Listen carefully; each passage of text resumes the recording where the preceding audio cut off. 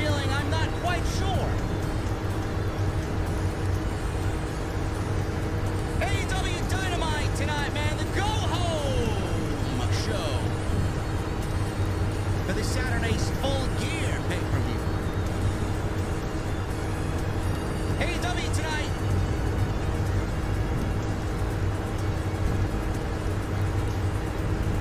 Maybe a thumbs-up show, maybe. I'm still trying to figure that out for myself. MJF has got a devilish problem. Who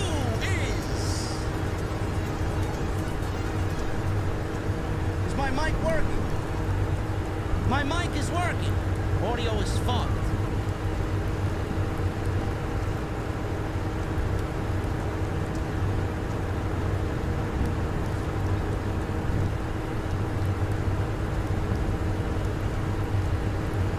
Lower the car sounds.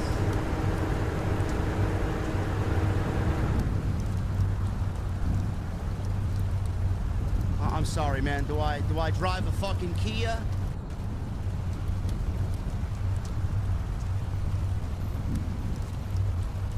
Why are all my sounds fucked up, man?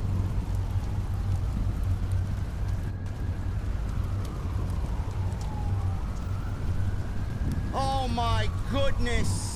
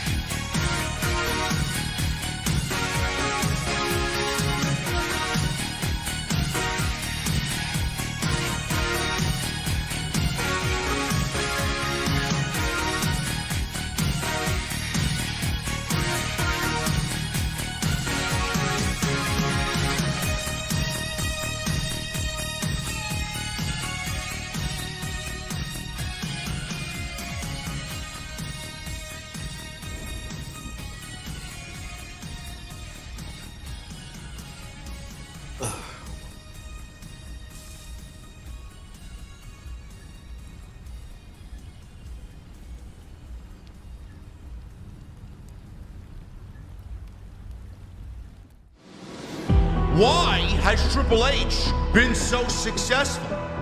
Why is Triple H running WWE better than Vince McMahon and Bruce Pritchard on Monday and Friday night? Long-term booking.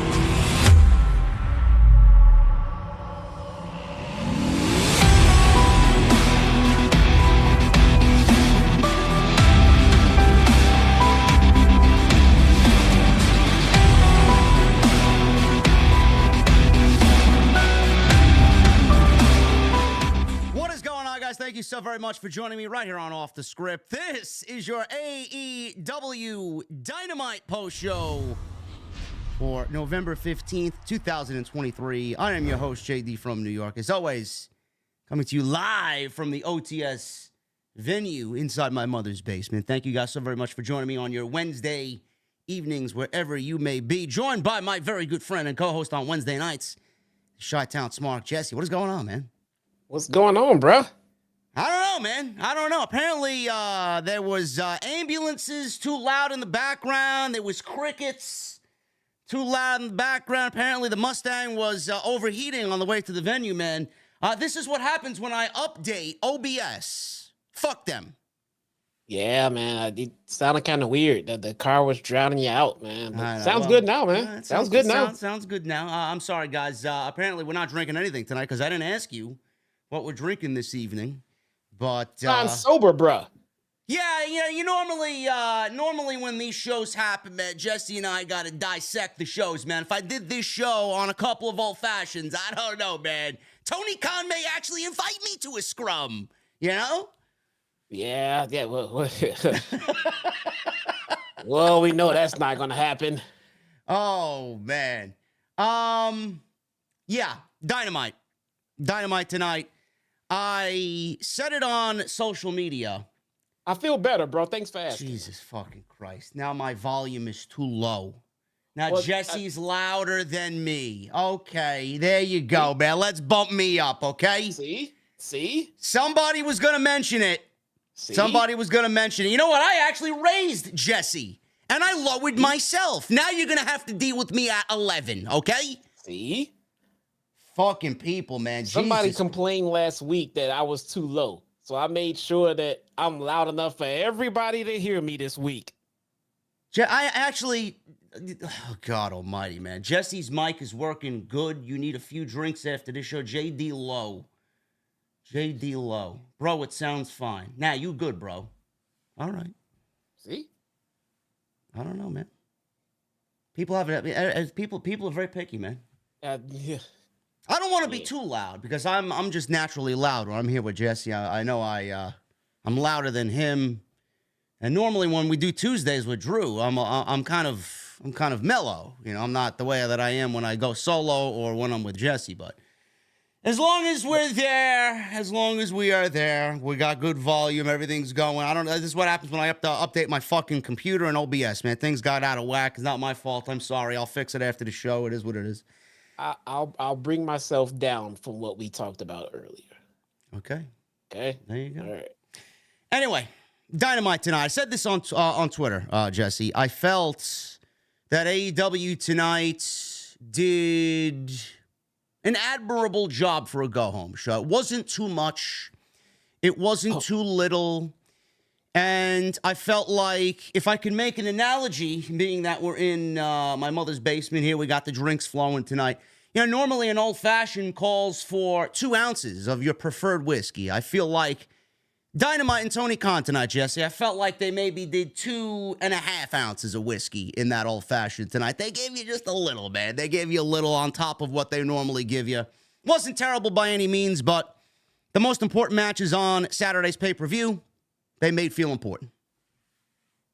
Yeah, so I spent the last couple of minutes before the show started tonight sitting and talking to my wife and just kind of rubbing my head. And she's like, "What's the problem?" I'm like, I don't know how to come at this show tonight. I'm not gonna lie. It was one of them shows. I feel you. Yeah. To me, as I sit here and try to, just go over the show and what we do, a couple of friends talk about what we thought about tonight's wrestling show. Yeah. And I don't know how to come at it because I don't like sitting here and just being the guy that just points out all of the bad and everything else. And at the same time, I feel like if I'm holding my tongue about what I felt about something, then I'm not being honest with you guys here. And I would rather be honest with the people here who are listening and them not like it rather than sit here and be fake and be phony and smile and I know it's not how I feel about something. So I'm kind of at two worlds about it because there was things on the show, like you said, that made me feel like it was a pretty decent go home show. But then there was other things on this big show that just made me feel like, why am I watching this show? I just don't know how to come at it. So we're just gonna take it segment by segment. I'm not gonna get into what I thought about the overall show because it was just all over the place.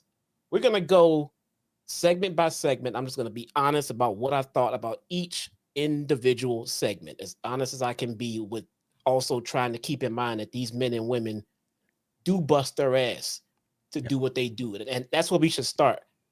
these men and women bust their asses to do what they do to entertain us, and I want to start with that. So that I can appreciate. All right, let's go segment by segment here. I want to start with the top of the most important things here in AEW, and that's MJF and the whole Devil. Who is the Devil? We got some news on the Devil today. Who it's not. And I know Jesse's been bombarded because Mr. Pepsi Man wanted to tweet out a picture of him in devil horns, and everybody was like, "Hey man, is CM Punk gonna be the Devil, Jesse?" Yeah, well, we can start with that. So I got some Twitter heat over the last couple of days.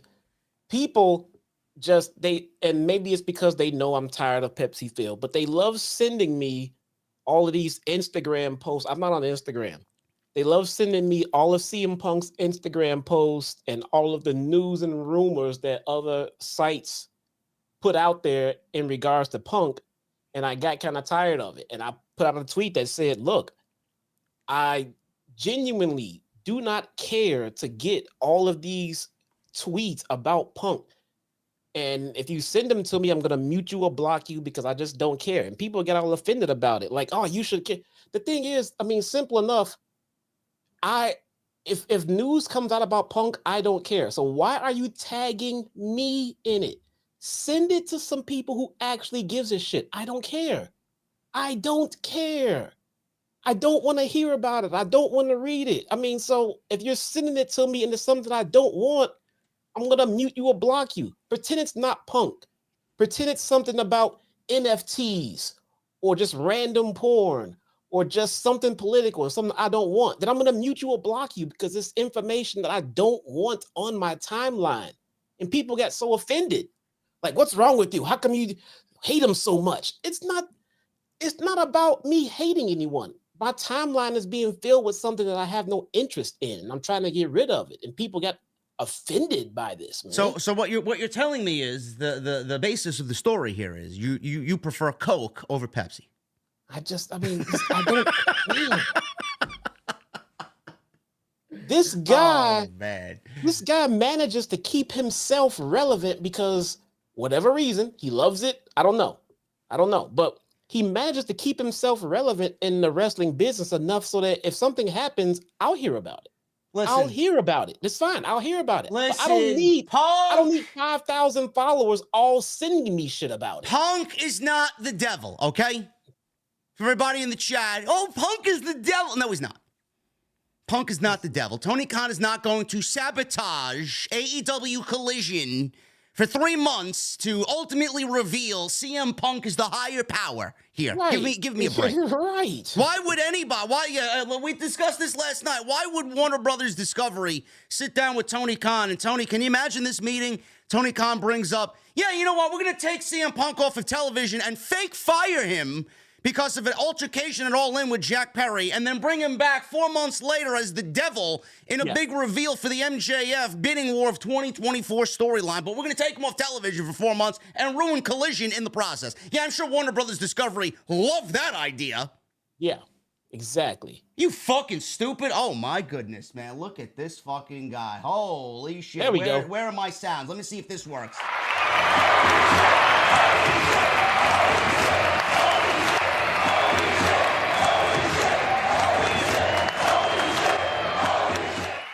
Oh my God, it's Zabdi with a $100 super chat. Oh my goodness. He says, I've been watching you for the past 2 years. You're one of the reasons why I fell in love with wrestling again. Thank you for what you bring to the IWC and screw anyone who goes against you. Yeah.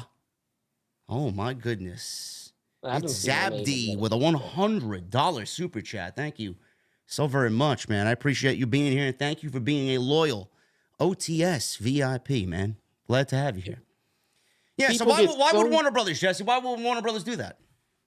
So this was basically my same argument when I said that this whole brawl out thing was not a work. I said the same thing. Like, why would they come up with this big work that's going to involve this kind of drama and this kind of crap that's going to keep them off TV and this and that? And at the end of the day, it's not good business. And people still didn't believe it. Oh, it's a work. It's a work. So now here we are again, fast forward, and people are saying it's probably Punk.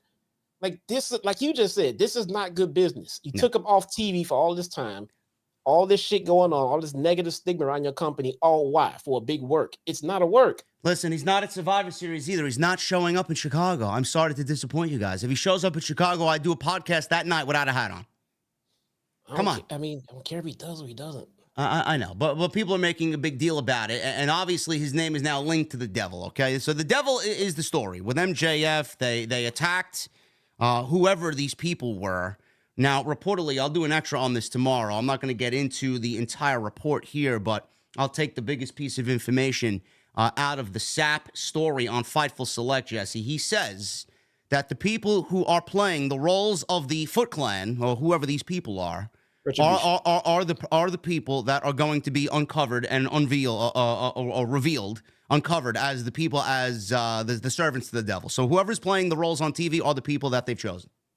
Yeah, I read that too. So I know we talked about that, like, and we did not say that the people behind those outfits were definitely not going to be in the reveal. We said that there is a good chance those people might not even be the people. And so now, per this report, it doesn't make it law, but per this report, that they actually are being played by the people who are going to be in the reveal. Okay, yeah. Which is fine. Okay, fine, and that's what it is. Maybe that has something to do with who the reveal is going to be. So, which is great. So what does that tell us? So if they're the actual people, then there was nobody who was released by WWE within a 90-day non-compete clause. That eliminates those people immediately. So it's not Ali, it's not Ziggler, it's not Boogs, it's not any of those guys. So you can immediately nix that shit in the asshole, okay? Goodbye. Yep. SAP goes on to say that people within the company know the identities, several people in the company know the identities of those who have portrayed the character in the past, but have done well at keeping it quiet, meaning the Devil. Those that they spoke to, obviously know, and those they spoke with believe it is not CM Punk. Whoa. Okay? And it would be a huge work on those in the know if it is. But again, I mean, it doesn't make logical business sense for it to be CM Punk. The report from SAP also cited that Dr. Britt Baker. Hi, Britt. How you doing, Britt? Listen, I may need a cleaning soon. Is it okay if I call the office? Seriously. Imagine Britt giving me a cleaning, bro. Yeah, she probably... No, let me stop. Let me stop. Let me stop. We squashed that. No, seriously, I'm due for a fucking dental cleaning, man. One of these weeks. But it's not Britt Baker, and her name was also linked to the rumors, which, again, I don't know why Britt would even be in discussion. That would be great for her. And if it's Adam Cole who ultimately is the Devil, I mean, I'd love to see a power couple there being played out on television to go against MJF. That would be great. But if it is Britt Baker who's the Devil pulling all the strings as the higher power, where's the payoff there? There is no payoff. Yes, I was just gonna say that. Like, how do you? Yeah. There's you just booked yourself into a massive corner that way. Yeah. No. It's not Britt Baker. So the logical money tells us it's just Adam Cole. That's who it should be. That's probably who it is. So the moral of the story here is AEW knows who the Devil is. We could joke around about how they don't have long-term booking and that's gone out the window. Yeah. According to this report behind the paywall for Fightful, they know who the Devil is. And people in the company know who the Devil is. So A, that's good, positive. Good. B, I better see the reveal and it better be a huge fucking deal when we do see it. It can't be Jack Perry. It can't be Sammy Guevara. It can't be Dolph Ziggler when his contract is fully expired from WWE. It can't be none of these people. Because I'm assuming we're not going to get it at Full Gear. We're going to get the reveal more than likely at World's End because that's, to me, the name of the pay-per-view that they've built around this MJF storyline arc right now where, his past is coming back to haunt him and, there's several different people in the company trying to take everything away from him and then, it kind of leads to World's End. His world is going to end. The most important thing to him is going to be taken away from him. So we'll see what happens there. But I'm glad we got some clarification on that because MJF did address the devil, and he did say tonight, whoever stole my mask, you know, when I get you, I will find out who you are, and there will be hell to pay. Now, MJF beat the shit out of Britt Baker. Yeah, no, it's not going to happen. And Jesse, he did say that he will find them and they will pay. And a lot of people are even throwing MJF's name into the hat as possibly being the devil, like Jay White did tonight. And even Roderick Strong believes that MJF is the devil and he's playing everybody. So MJF, I'm going to add to the list of names here. Britt, CM Punk, any of these ex-WWE guys, Jack Perry, Sammy Guevara, no, and MJF is a big no as well. So I'm gonna disagree with you here. I'm not even gonna address CM Punk as the devil. That's just fucking ridiculous. I'm not even gonna talk fantasy about that. world. Yeah, not even gonna do that.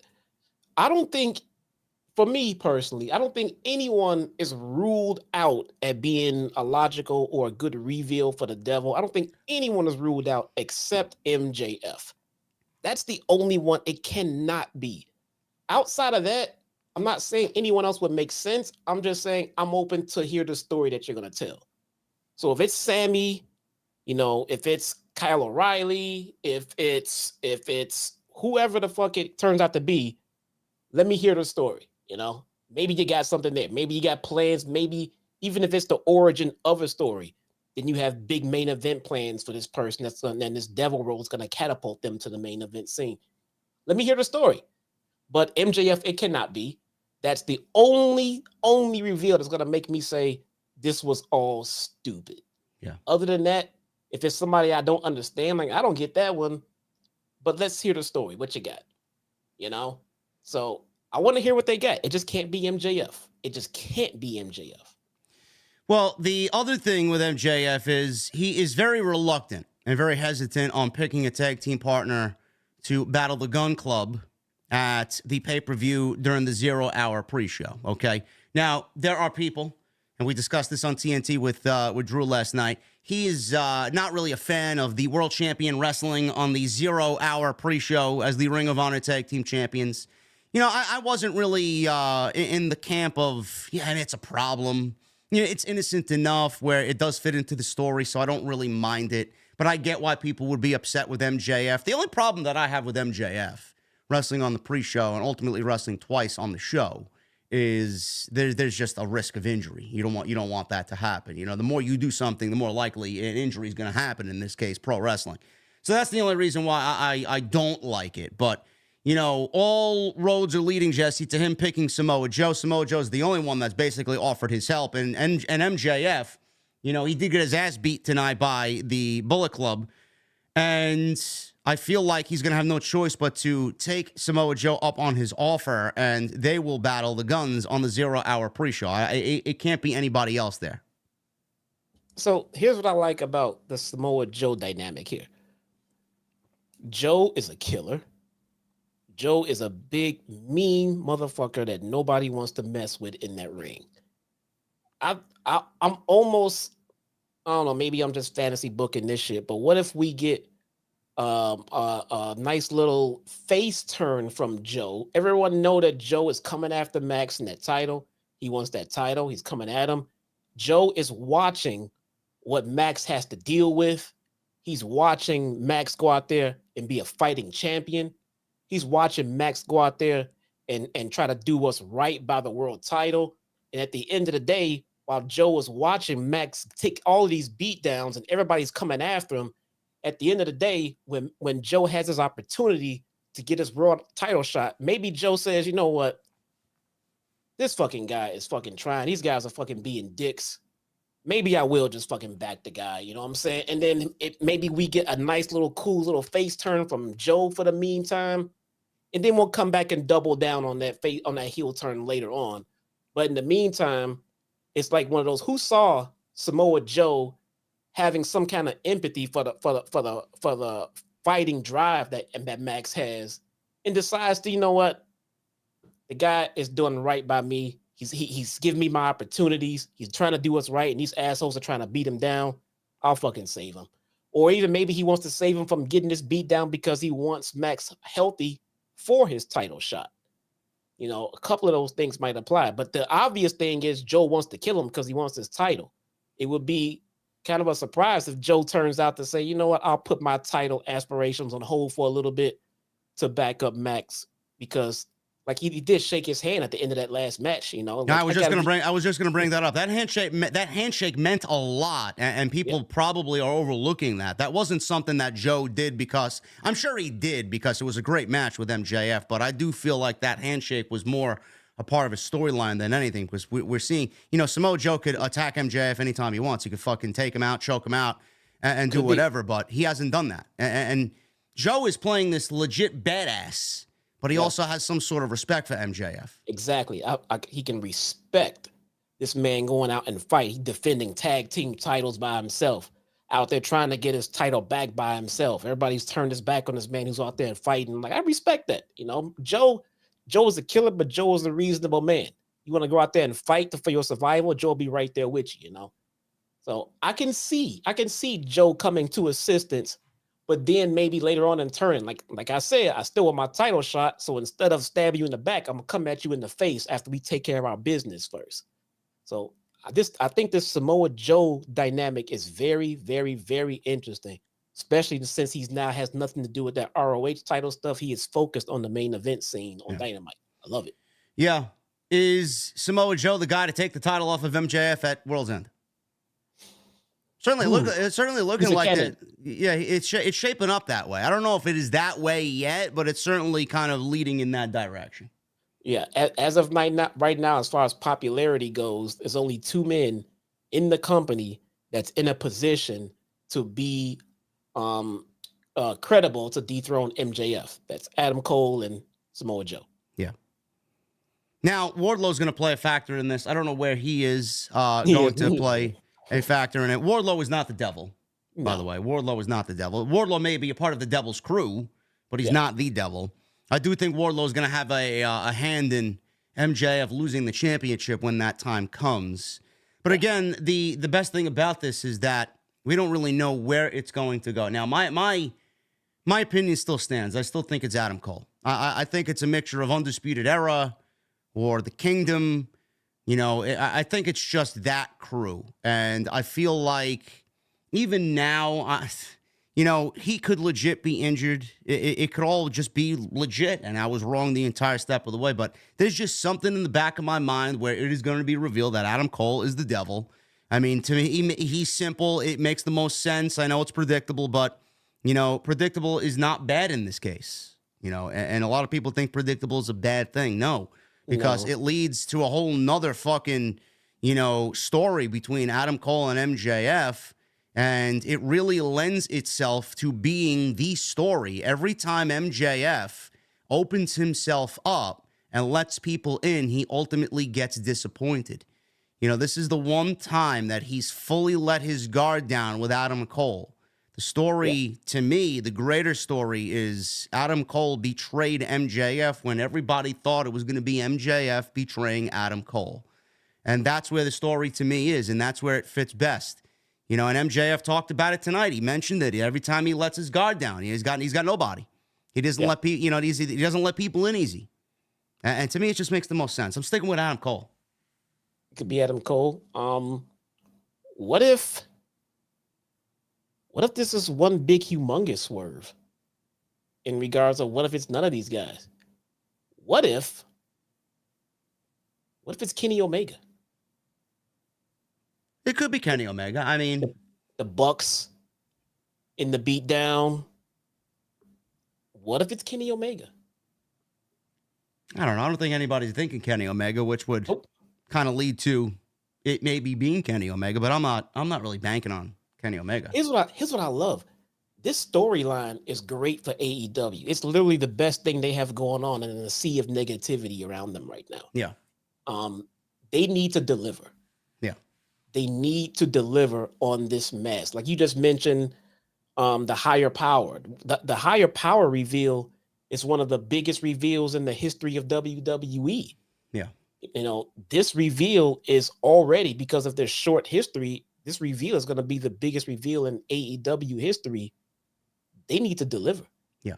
And by the way, no, the reveal is not going to be Tony Khan. And I see people in the chat, JD, it's Will Ospreay. How the fuck could it be Will Ospreay when it's already been reported by several outlets that Will Ospreay's contract is not up until February 2024?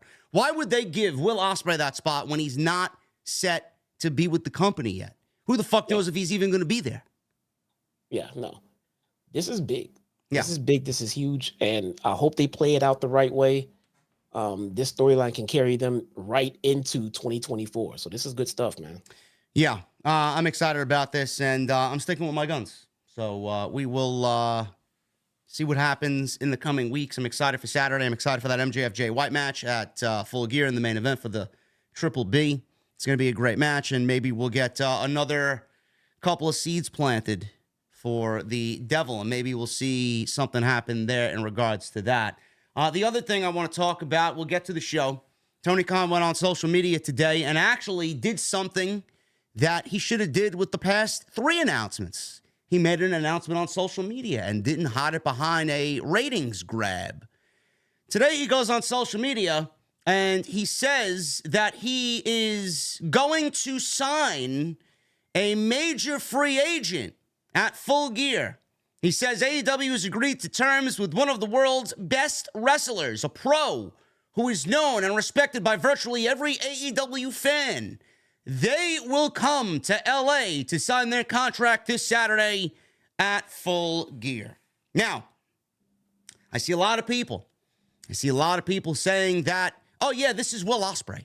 Again, Will Ospreay's contract is not up until February 2024. Why would that be the case? I don't think that's the case, and I would find it very hilarious if Tony Khan went, above and beyond to talk to Bushiroad and New Japan to buy out this man's contract and offer him the fucking world so that WWE doesn't even get a chance to negotiate with him. I would find that hilarious, Jesse. What do you think about that? No. It just don't. I would wonder why Tony Khan spent a crap ton of money for a free agent that he'll have access to in 3 months. I don't think it's Will Ospreay. I've seen some people saying it's Sami Callihan. It could be. Pro Wrestling Revolver has a show tomorrow night, a huge show, their biggest show ever, which you guys can watch on Fight TV. They are emanating from Los Angeles. So Sami's going to be in Los Angeles anyway for Full Gear. So a lot of the rumors are kind of leaning towards Sami Callihan that he's signed with AEW, and I ultimately hope he ends up with AEW anyway because that's the best place for him. If he goes to WWE, he's not going to be able to run Pro Wrestling Revolver anymore. So Sami Callihan is a legitimate guess. That is a good guess. That's a good guess. It's subjective for sure with the wording Tony Khan used here, one of the world's best. I don't know if people are going to think he's one of the world's best pro wrestlers, but Sami Callihan is a main event level performer, no doubt about it. So it could be him. Again, I have been very confident, and Drew's been very confident on Tuesday nights. We've both been saying this for weeks now. I know Jesse and I have been saying it. We kind of dumbed down the discussion because, it's one of those cases of if it happens, it happens. When it happens, when it happens. But I'm sticking with Mercedes. I think Mercedes Moné is going to be announced on Saturday. I think she's going to be the one to sign a contract. I think she is the new signing for Tony Khan. Now, I did see, Jesse, he did sign Kota Ibushi. He did put a graphic up with Ibushi on social media after Dynamite tonight. Ibushi is all elite. I don't think that this announcement has anything to do with Ibushi because there's no reason why Tony Khan would have made this announcement at 5:30 only to announce Kota Ibushi after the show was over. This is a Full Gear announcement. This is not Kota Ibushi. No, it's not Ibushi. Mercedes is no pun intended, but Mercedes is safe money to bet on right there. I don't see why it wouldn't be Mercedes. It could be Callihan. Outside of that, it does seem like he went out of his way to not reveal the gender of the reveal. So yeah, he didn't say he or she. Yeah, at all. So that part was interesting. And when you start saying things like best in the, one of the best in the world, to me, that does seem like it would kind of limit your pool of who you're talking about. So Mercedes would fall into that. I love Sami Callihan. I think he is one of the best in the world, but saying one of the best in the world is a little subjective because I think any professional wrestler with experience in one of the major companies, in the world, they are all one of the best in the world. All right. So to me, that would fit. But I could see people saying, no, I can't be Callahan. So I'm going with Mercedes too, man. Yeah. I'm going to go with Mercedes. I still see people talking about Punk in the chat. Punk has new merchandise on Pro Wrestling Tees. He got fired from AEW. He didn't get fired from Pro Wrestling Tees. He's got to make money somehow. Listen to me. And I've learned this, there are people out there who will believe, they will eat, they will swallow, and they will ingest anything that CM Punk feeds them. They don't care. They want to believe, and let them believe. I mean, I like that energy, but it's just not going to happen, man. And every time it doesn't happen, when something else comes up, it's Punk. It's not the last time. When we get the devil reveal and it's not Punk, they'll come up with something else. When the signee is not Punk, they'll be putting Punk in something else. They are never, ever, ever going to let this man just go. Never. We got a comment here. Brudda in the chat. He says, JD Wild, if you don't think Ospreay is going to AEW. I never said he wasn't going to AEW. Said that? I never said he wasn't going to AEW. You guys, listen. I'm going to say this. I'm going to say this as calmly and as nicely as I can. You need to fucking listen when I speak. I mean, what are you guys doing when I talk? I mean, are you doing something else? Are you lighting up a joint? What the fuck are you doing, man? Put the joint down and listen when I talk to you. Ospreay is probably going to end up in AEW, okay? It gives him more leeway to do what he wants to do. He wants to work New Japan. He wants to live in the United Kingdom. Tony Khan's going to allow him to do that. They're only, one time a week. So what I said was, I think Will Ospreay would probably do better in WWE under Triple H. That's what I said. Nope. Jesus People Christ. Hear what they want to hear. I got tired of my timeline being flooded with a bunch of my followers sending me things about Punk. I said to please stop it, and I don't want to hear it anymore. And then what I got was, you hate Punk. It doesn't matter what it is. If you send me a bunch of stuff about birthday cakes, I will then tweet, please stop sending me shit about birthday cakes. And then people say, do you hate birthday cakes? Fucking God, just nobody wants one thing spammed in their fucking timeline, dude. Nobody. No. Anyway, we talked MJF. We talked this Tony Khan announcements. Those are the two biggest things that happened tonight. I do want to get into my favorite part of the show, which was Adam Hangman Page, his promo, and the Swerve Strickland segment that built their match on Saturday at Full Gear, the Texas Death Match. Now, I know I've been excited. Jesse's been excited for this feud. Their match at Wrestle Dream was fucking fantastic. I'm going to expect another banger on Saturday night. And I thought what they did was as effective for a Hangman match, Jesse, than we've ever seen, I would say, in AEW. I thought he was on point. I thought he was intense. He brought the heat. He had the fucking one-liners ready for Swerve. He talked about his personal life. His fiance, left him. I don't know if that's true or not. But Hangman really got personal, being that Swerve broke into Adam Page's home per storyline. Swerve didn't get any rebuttal here. So I'm thinking they're saving that for Saturday. But I thought this was an excellent segment. They sold the match tremendously. I can't wait to see it. And at the end, I think we're going with Hangman to win this thing, bro, because I think this is going round 3, and I think Swerve's going to get the win at World's End. Yeah, it makes sense. I like how Swerve stayed quiet through all of this. I think Swerve said what he needed to say in his reactions, his facial reactions. I think Nana did a good job at selling Swerve's side of this. Nana took the heat in this segment. I like everything about this segment. I think Hangman and Swerve are grossly underappreciated with the feud that they're putting in with AEW right now. Love it. Yeah, this is going to be a tremendous match. I'm very excited about that. We'll go over the dialogue on what Adam Page actually said. I got it here in my notes, but I thought that was a great segment. Jon Moxley sold his match with Orange Cassidy, and I'm looking forward to that as well. I may be wrong, but I'm going with Orange Cassidy winning the championship, or winning the match and retaining the championship. And we got another bomb here.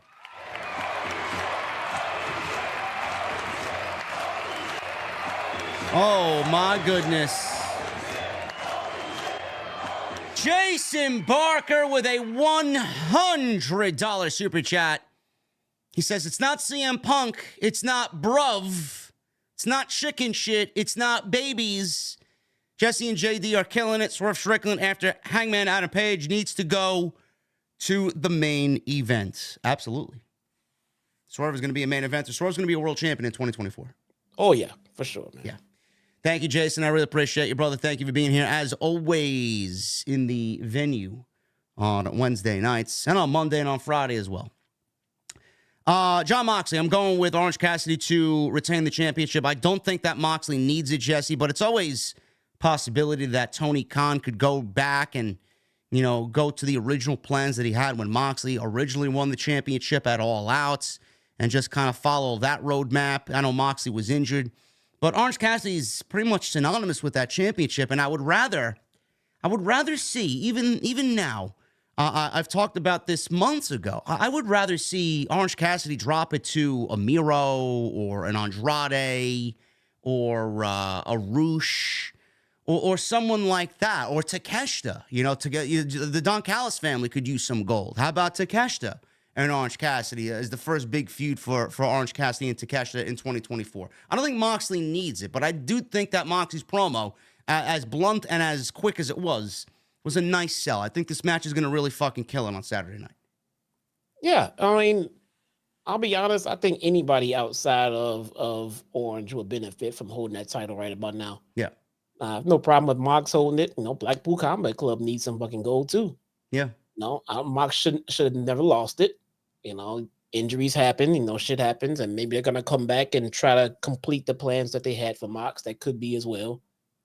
I think anybody can benefit right now with that title outside of Orange Cassidy. Just basically anybody. I think you're right. Takeshita can use it. Callis family can use it. So could the Blackpool Combat Club. Just move it around. Yeah. We're going to get into the show, guys.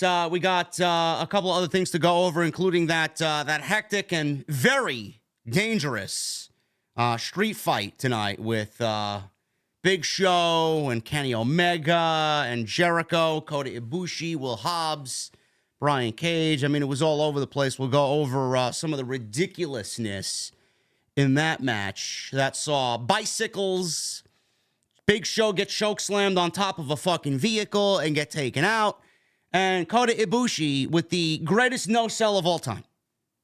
We will get into all that, which is absolutely fucking ridiculous. Before we do that, I have one piece of news here that I want Jesse's take on, because this is the first time that him and I are alive since Saturday when Tony Khan announced that they actually did reiterate this again on the show tonight. The Continental Classic is coming. Round-robin tournament, 12 of AEW's best. This will span weeks of television, and the finals will take place at World's End. What the winner gets, I don't know. Maybe a shot at MJF or whoever the champion is at World's End, or maybe Revolution. We don't really know what the details are yet, but this is going to span weeks of television. Round-robin tournament. This is basically AEW's version of the G1 Climax, and I'm excited for this because I know Jesse and I have been very, very hard on AEW Logic and AEW Creative as of late. They seemingly have fallen into this pit of putting on banger matches, but most of this shit doesn't really make sense, and we're starting to question a little bit more of what they're doing and asking why on AEW television a little bit more. I feel like this tournament, with the matches that we could potentially get, is going to give the television shows meaning. And that's all I ever want for a weekly television show. I don't want to watch a fucking random show with thrown together matches because Tony Khan woke up one day and he wanted to be the biggest mark in the fucking business. I don't care. I want meaning. I want story. This tournament's going to give way to story. This tournament's going to give way to Dynamite and Collision to give those shows meaning. These shows are going to be must-see. All I ask, I don't know who's watching this. I know we got 2,000 people in here, man. We got double whoever, triple whoever's live right now. So I know someone in the company's watching. All I ask is for story.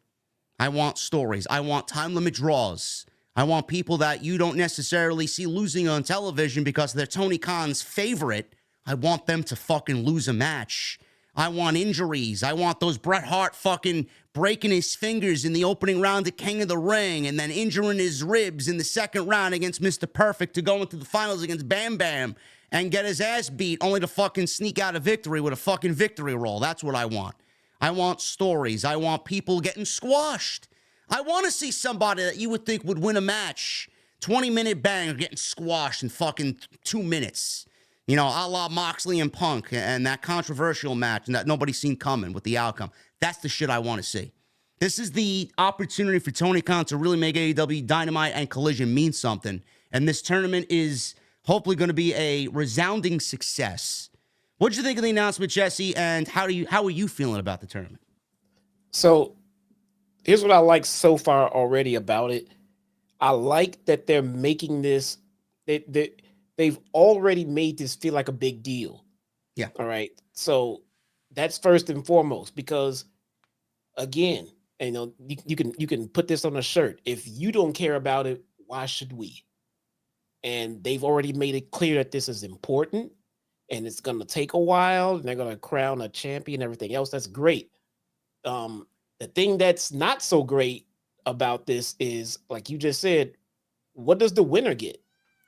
I don't know. The winner right now has not been given. Shut that cat up. Yeah, she just woke up from her fucking slumber. So yes, I know it needs to be 12 of the greatest in AEW. I know. No Double J, she's saying. That's what she's meowing at. There we go. Double J, Jeff Jarrett. I was gonna say that too. I mean, they made it important. Great. What does the winner get? Not so great. Who's in it? Well, Bryan Danielson's in it. That's what's important. Bryan Danielson's in it. Great. I don't want to see Danhausen in it. No. I don't want to see, you know, someone who would normally be portrayed on Dark in it. No. It only brings down the credibility of the tournament. I want to see young up-and-comers. I want to see fucking hardened veterans in it. You know, like a Moxley, you know, for instance, you know, Darby Allin, great. Bryan Danielson, fantastic. Daniel Garcia. These are people with credibility that can go and win a match like that. I don't want to see any sports entertaining. No. In this match. I want to see pro wrestling on every last single match. It should be equivalent to the Cruiserweight Classic in NXT. Yes. I mean, that was 32 people in that tournament. This is 12. Yes. That wasn't a round robin tournament. This is, you know, this could be something that Tony Khan looks at and says, you know what, we haven't done jack shit with Malachi Black. I'm putting Malachi Black in there. This is the type of tournament that I want to see Malachi get in there and become a singles wrestler. What the fuck did you bring him in here for? I want to see Andrade. I want to see guys like that who fucking wrestle, and he's going to go out there and wrestle. We can see Kenny Omega. Daniel Garcia could be in this thing. Apparently, it's a contract year for him. He wants to prove himself. Give him the fucking spotlight to do that. Obviously, we got Kenny Omega. He should be a no-brainer in there. Swerve, put him in there. You want some of the best? You got the best. There should be no problem for Tony Khan to find 12 of the best in the entire world to put in this tournament. And if I could make a suggestion, I don't want this to be random fucking, let's have Excalibur throw the graphic up on Dynamite and here are the 12 guys in the tournament. No, I want Tony Khan to make a big fucking deal about this. I want him to sit down with these people and I want him to explain what the winner gets, how important this is to the company, and what this means to the company, the entire tournament. I want a sports-like presentation. You want to make it a big deal? Don't give me some random bullshit where you're announcing an eliminator tournament for fucking Full Gear. Yeah, these are the names, and the matches are predictable, and it's built around one guy that we know is going to win it. No. Yes. We need sense of urgency. We need fantastic wrestling matches. We need there to be like a playoff type feel. You know what I'm saying?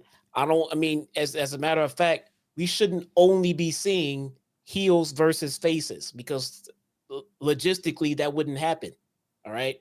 You would just put everyone in the fucking tournament. We might get, at the same time, I get it. Heel versus heel just does not work. Oh, but I don't want to cut you off, but it is a round robin, 6 on one side, 6 on the other. all those people in their specific blocks will wrestle each other. So there is a high probability we're going to get babyface versus babyface or heel versus heel in these tournaments. Good. Yeah. I love that feel. It reminds me of like the old school Survivor Series matches that led up to the Survivor Series. You know what I'm saying? And like you said, I mean, and earn your way in, or somehow politic your way in. Make it interesting how everyone got in the tournament, as opposed to just like, these are the names. You know, I mean, Brian, I get it. He's fucking Brian Danielson, but not everybody deserves to be in a tournament. So maybe they got to earn their way in. Maybe Prince Nana negotiated their way in. Yeah. Make it interesting how everyone managed to find their way into the fucking tournament, and maybe that can help tell the story of that match or that or a section of that tournament as we go on and things like that. The whole thing should be interesting. Everything about it should be interesting. How they got in, who got eliminated, how they got eliminated. That's the important thing about a tournament like this. It's not only about who wins. It's also about how someone may have gotten eliminated to help spawn their own new story going forward. So I can't wait. Yeah, this is something that if it is a success, which, I mean, hopefully it is. I mean, it's going to be very difficult for it not to be a success with the amount of talent that's going to be in this thing. But if it is a success, I would love to see something like this yearly. So hopefully Tony Khan is thinking along those same lines. I've been asking for something like this from WWE for the King of the Ring for forever. So Tony Khan is now bringing the Continental Classic to AEW in a round-robin style similar to the G1. And we are going to get that very, very soon. So that is going to be very interesting. I'm very excited to see how this plays out and makes Dynamite important, makes Collision important. So that is coming up very, very soon. We're going to get into the actual post-show here. We're going to go over some of the things that happened on tonight's show. I want to thank you guys. We've got over 2,000 in here for a Wednesday night. I'll take it. Thank you guys very much. We're number one right now out of everybody live. Always appreciate you guys supporting the live stream and the post show. Please, if you can, hit that thumbs up. Helps out the channel, helps out the video. Let's try for 1,000, and we should hit it easily. We got 2,000 in here, so 1,000 likes minimum. Follow Jesse and I on social media. We're both on X, at JD from NY206, at Chi-Town Smark on X. I'm also on Instagram, TikTok, and Cameo. Make sure you guys hit that subscribe button down below. Turn on the bell for notifications, and go check out all the other content on my channel, and go subscribe to Jesse's channel as well.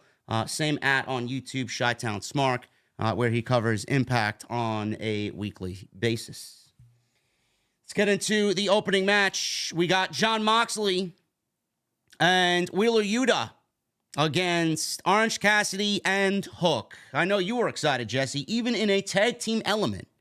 Orange Cassidy, when he's not defending the International Championship, is still opening Dynamite, man. There's something about that theme song that Tony Khan loves to start Dynamite off with.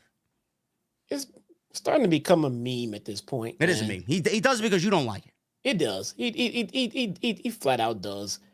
I mean, it's just so repetitive at this point. I mean, it's at this stage of the game, it's like, all right, can't wait for Dynamite. We're gonna see Orange Cassidy first. It's so predictable. It's some, like you said, not all predictable is bad. This is that kind of bad predictable. I mean, just hide him somewhere else in the show. Give him the week off. Where's Christian Cage? Isn't this 2 weeks in a row? No Christian Cage on Dynamite? I don't know. I thought he was on. Wasn't he on Collision? I'm not sure. I don't remember much from Collision. You watch Collision? I watched it on Saturday. Yeah. Okay. That's when I got the announcement. I'm like, ooh, the Continental Classic. I like that one. Yeah, I have not seen Christian Cage on my TV, and I'm seeing Orange Cassidy to open the show. Come on, man. Yeah. This tag team match was fun. We got Hook and Orange Cassidy. I do like the dynamic, this low energy, lethargic tag team of Hook and Orange Cassidy. Then you got Jon Moxley and Wheeler Yuta, who are going to bring the fight. So I really liked the way that Hook and Jon Moxley went at it, man. I like that Hook is never going to get better unless he's in there with guys like Jon Moxley, Wheeler Yuta. That's the type of talent that you want in there with Hook. I thought he worked pretty well with Jon Moxley in there. This was a great sell for Jon Moxley and Orange Cassidy as well, to sell some of their heat between each other. And Mox and Yuta were on offense through the commercial break, and Moxley mocked Cassidy with some of his slow motion kicks. Moxley caught Hook with a surprise cutter. Cassidy comes back and hits Mox with an orange punch. Moxley no-sold it and knocked Cassidy out of the ring. Hook then put Mox in the Red Room, but Yuta broke it up. Mox hit a Death Rider, and then Yuta leveraged Hook's shoulders down with a seatbelt pin, leverage pin for the 1, 2, 3. Moxley and Yuta win in about 12 minutes. Hard-hitting, fun. It did the job to sell Moxley and Cassidy on pay-per-view. Don't know if we're going to get Yuta and Hook on the pre-show. We could very well get that. After the match was over, Moxley addressed Cassidy. He said that he's nothing and never has been anything, ever. He says it's time for a course correction, so he's going to grind him into dust, win the International Championship, and nothing will be able to stop him. Cassidy sat back on the outside against the barricade and said nothing, but he looked concerned after Moxley basically said, I'm going to kill you at the pay-per-view. Good stuff. Very much so, man. Very much so. I mean, but man, why does he have to open the show every week, man? I mean, why'd the Cruiserweights open WCW Nitro every week? Didn't we get tired of that? I don't know. I didn't watch Nitro. Oh, that's right. Well, spoiler alert, we get really tired of it. Yeah, well, I mean, it is what it is. But, yeah. Hook. The biggest takeaway from the match to me was Hook, man. I feel like he's getting a little bit more, what's a word? What's a good word? Normalized? Normalized, seasoned. Yeah. A little bit more seasoned, man. He got a little bit salt and pepper. You throw a couple of garlic cloves in there. He's seasoning that sauce, man. You gotta love it. I like what they're doing with Hook. Yeah. I like Hook's progression. They've managed to ease him into the weekly rotation. You know, they got him off of this he's unbeatable kind of guy. He's vulnerable. He's still strong. Still a crowd favorite. He's I think he's in the right place on the card. I like everything Hook at this stage, and that's pretty impressive, man, because he's pretty far into this, meteoric rise that he had. So do you feel like Hook is kind of cooled off from the first couple of years he was introduced to the AEW audience? Yeah. I think he's cooled off to where he should be. I think he was just a little bit too hot, and it was impossible to maintain that kind of level. And it was also improbable, and it was probably higher than he should have been, but it was nice to start off that way. They needed to ease him into the normal rotation of things, and I think that's where he is right now. I think he's at a perfect spot right now in AEW. Yeah, this was good stuff. Excited to see Cassidy and Moxley on pay-per-view for that International Championship. We got Tony Schiavone up next, and they introduced a segment with Adam Hangman Page and Swerve Strickland. Schiavone said, neither man. This was important, and I do love this because it makes you want to see the match more. So this was a thumbs up of a creative decision here from Tony Khan and the team. Neither man can attack each other during this face-to-face. Otherwise, per storyline here, both of them are suspended until 2024, and the match at Full Gear is canceled. I love it. Yeah, but let me ask you this. If these guys get heated at each other and they touch each other, per your ridiculous stipulation, you would now have to suspend Hangman and Swerve because two wrestlers tried to touch each other. Yeah. Well, good for you and everybody. They didn't lay a hand on each other. Yeah, but you can hear the crowd even like, oh, that's fucking stupid. Say the winner of this match coming up gets an upcoming title shot or something along that lines. But if you touch each other, you don't get that opportunity anymore. Why would I shoot myself in the foot by suspending two of my best because they wanted to fight so goddamn bad? Listen, how many times have we been subjected to Vince McMahon utter garbage where he puts the pay-per-view match that we're seeing at the pay-per-view on the weekend on the go-home show because he wants to get them in the ring together to sell the heat for the match? I'm like, well, why the fuck do I care about watching it on pay-per-view if I'm watching it, commercial-ridden on Monday Night Raw? I don't give a fuck. Like, I really don't care. So I get that logic. We got to break out of that mentality. I think a lot of the casual audience is so used to seeing these pay-per-view matches given away for free on TV in the other place, and then they do them again at the pay-per-view, and it's like, well, who cares now? It's not the same. Like, I saw it already. I don't want to see it again. Yeah. No, you don't want that at all. And I get wanting to keep, the integrity of your match coming up. But as an owner, I'm not taking two of my best off the fucking card just because they want to fucking fight each other. And I'll find some other way to keep that stipulation going. I get it. Yeah. It's splitting hairs at this point, because the fact of the matter is Swerve and Hangman are both doing some of their best work in since they've both been in AEW, and I'm loving it right now. Yeah, excellent stuff here. Hangman said that Swerve broke into his house because he's a coward. He says he's a worthless waste of human life and a grade A dumbass. And more of a dumbass than he was 2 years ago when he was fired from the E. He didn't say the E, but we all knew what he was talking about. Yeah. He said 2 months ago, Swerve told him he wants to be world champion, but he can see that Swerve does not have it in him. You can't cut it, and you're not the man you think you are. He added that's the reason his fiance walked out on him, and he can't see his kids. Hangman said Swerve made it personal first. Hangman said Swerve surrounds himself with yes men, and he should realize that Prince Nana is just using him. Said Nana does his silly dance and sells t-shirts and makes his living off of Swerve's hard work. He said Nana spends that cash in the hotel parking lot buying weed from a high school kid. Nana interjected and said that is not true. No, go to the fucking dispensary. Meanwhile, he also did dance when Hangman said that he dances and sells t-shirts. There you go. Hangman said Swerve is a child and he worked with kids for a long time. He says he taught them a lot of lessons. He said he'll teach him the last lesson of his pathetic life. He says he shouldn't have ever entered his house. Hangman says they don't need lawyers or cops because at Full Gear, he's his judge, his jury, and his executioner. He says he will send him and he will spend eternity. Sorry, I'm fucking typos, man. Send him to hell. Spend eternity in Swerve's house at the bottom of hell. Hangman dropped the mic and then picked it up. Fans chanted cowboy shit.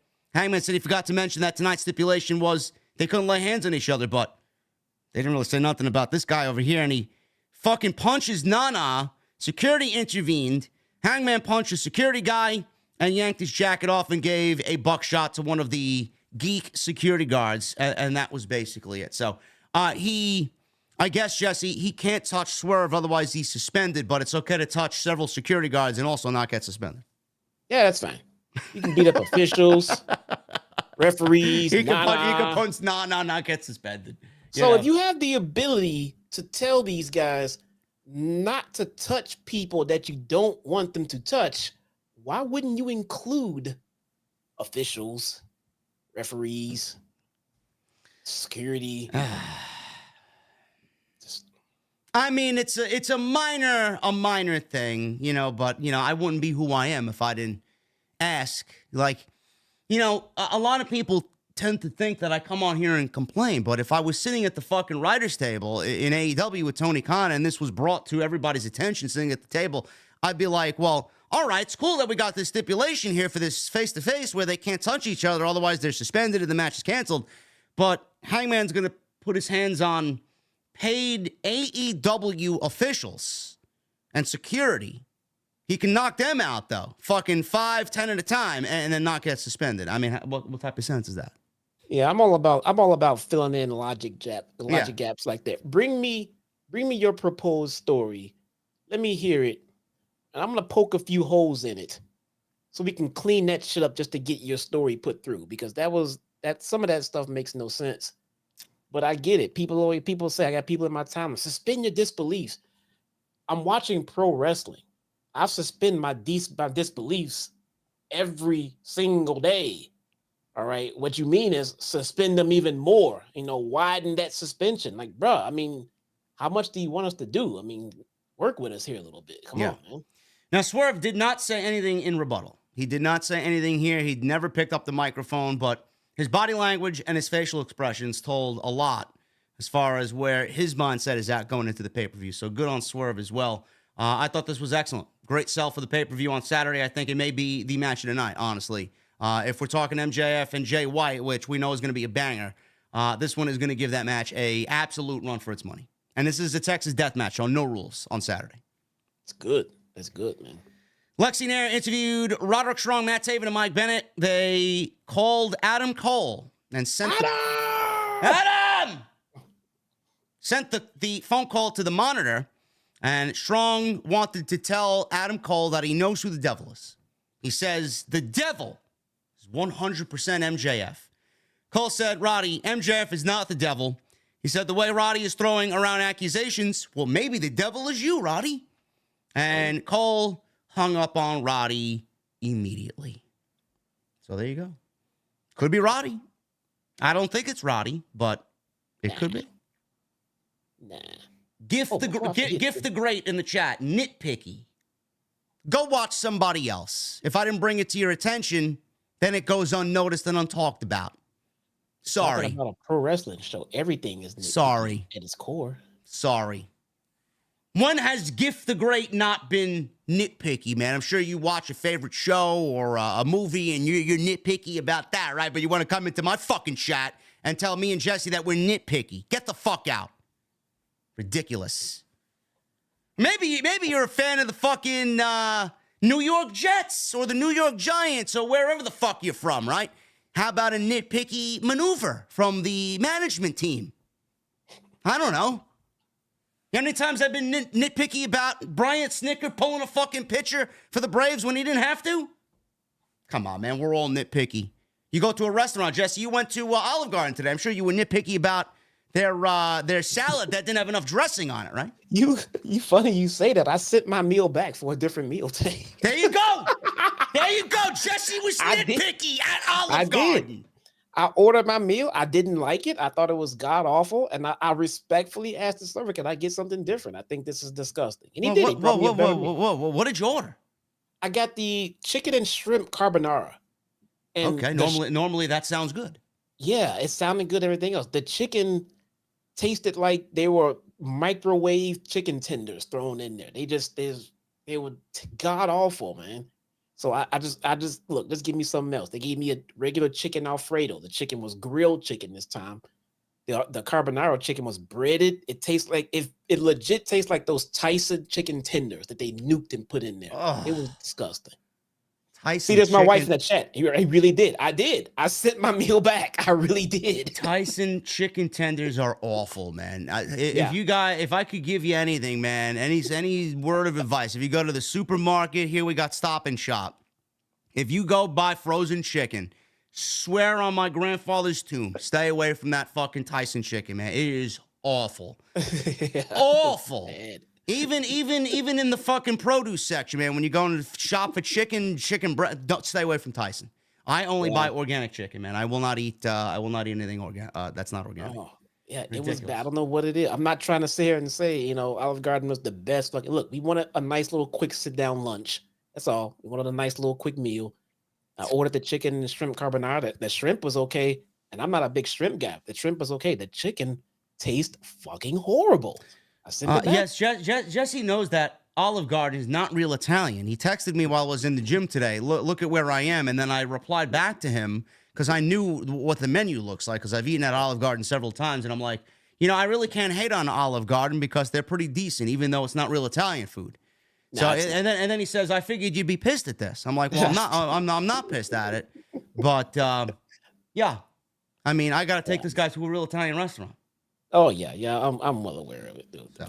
It hit the spot. If nothing else, I'll give Olive Garden credit for if you want to go for a lunch, just get fucking salad and breadsticks, bro. That's perfect. It's fine. Yeah, listen, you can fill up on that for sure. Yeah, or just get one of the plain pasta dishes, the ravioli. Can't go some rigatoni, some fettuccine alfredo, something simple where they can't fuck it up. They can't fuck, and that's what I ended up getting. I just give me a chicken Alfredo. The Alfredo sauce was fantastic. Needed a little black pepper, but that's about it. Yeah, and it was fine. I just thought that chicken that maybe it was just that particular day or that cook, but they fucking it was soggy. It was god awful. I did not like the chicken. Now, man, listen, man. Did you have dessert?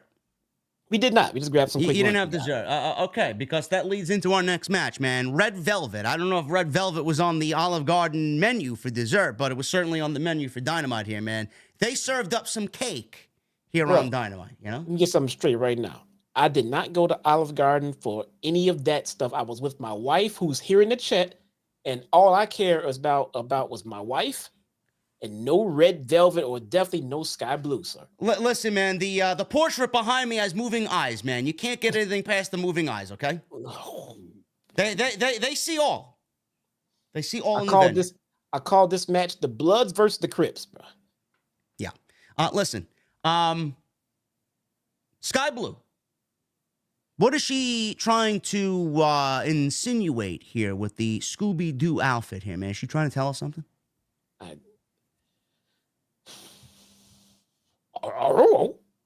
Braggy. Let me at him! Let me at him, Scoob! What are we doing here, man? What's with the Scooby-Doo outfit, man? She trying to say she's trying to let all the thirsty young men out there know that she's a Scooby snack. Bro, I don't know what Sky Blue's intentions are, and she still comes out looking like she's somehow under the Julia Hart trance, but she's already revealed that she's not. So what are we doing? I don't know, man. I don't know, but I will say this, all joking aside, I'm glad Red Velvet's back on TV. I think she is very good. And, you know, obviously she's got to work off that year of not being in the ring, that ring rust. But I will say this, you know, Sky Blue's getting better. I like this dark direct, even though we don't really know what's going on here. We don't really have a clear direction. I think Sky Blue works better as a heel, or this darker version of Sky Blue works better than the old Sky Blue that we've seen. There's a little bit more anger. There's a little bit more intensity there, so I could really appreciate that. Red Velvet is somebody that I could genuinely see the company get behind if they want to make women's wrestling stand out on Dynamite. The match itself, they gave these ladies a lot of time. It went about 10, 11 minutes, 12 minutes or so. But they worked their ass off. It wasn't perfect by any means. There was a couple of botches. I know Red Velvet missed a kick, and then Sky Blue went for Code Blue twice, and she missed it the first time and then botched it the second time. So it wasn't really perfect. But, man, they worked their ass off. It was predictable. We all knew Sky Blue was going to end up winning because she's in the story with Julia and Chris Statlander at the pay-per-view for the TBS title. But I like the work that these two ladies put in, man. This is a very promising, I would say, upswing for two ladies that AEW and the fans of AEW are very high on. Yeah, I agree. Okay. I'm trying to listen, man. It wasn't Soho and who'd she wrestle? That was terrible. Sheeta. Yeah. It wasn't that bad. It was not that bad. But all right. I think they said they wanted Honest Jesse here. I don't know. There seemed to be a severe lack of chemistry here, and that would explain the missed spots here and there. Okay. I know Red Velvet is a much better worker than what we got tonight, but I also understand that she was out for a very long time, and she needs to get, her win back behind her. She needs to get her feet wet again, and she'll get there. Yeah. This match was just rough for me. They took it out of the death spot, which I can appreciate. But listen, look how the crowd reacted to it. The crowd was dead for it. I mean, there was a chant of "This is awesome." Yeah. Unless that was piped in, I wasn't sure. No, it wasn't. I don't think it was piped in. I mean, like I said, man, I think the match was good. Man. I don't know what I would like better. I would like better for the women's division. Yeah. I think they are capable of doing better. I think they can be doing better, and they should be doing better. And at the end of the day, that's all I want. Yeah. I want better for the women's division. Once you get past this match and the Tony Storm segment, what are we doing with the women? They're going to show me Chris Statlander sitting in the back looking at the monitor like a WWE shield. And then we're gonna show Julia looking at Chris Statlander, who's looking at the other women. Who's bro, give me something. Give me something with the women. How about something interesting? How about that? Yeah, we need we need a story. At the end of all the complaint, we need a story. Now, this is their attempt at a story. At least it's something. It's the start of a story. So hopefully we'll get some sort of payoff at the pay-per-view. I don't think that they're taking that title off of Statlander yet, but I could see Julia win the title at World's End for sure. But I thought Velvet, minus a couple of botches, Sky Blue, minus a couple of botches. I thought what they did, in my honest opinion, was pretty decent for 12 minutes. Velvet was in the corner. She had that spot where they trapped her head, or Sky Blue rather trapped her head. She super kicked Red Velvet while she was upside down in the corner. And then Sky Blue fired off that thrust kick, followed up with a power bomb. Velvet rolled through, and there was a series of one-count pin attempts back and forth. They looked like a fucking seesaw of pin attempts. Both ladies connected on head kicks. They both went down at the same time. Velvet gets up. Cazadora into a bulldog.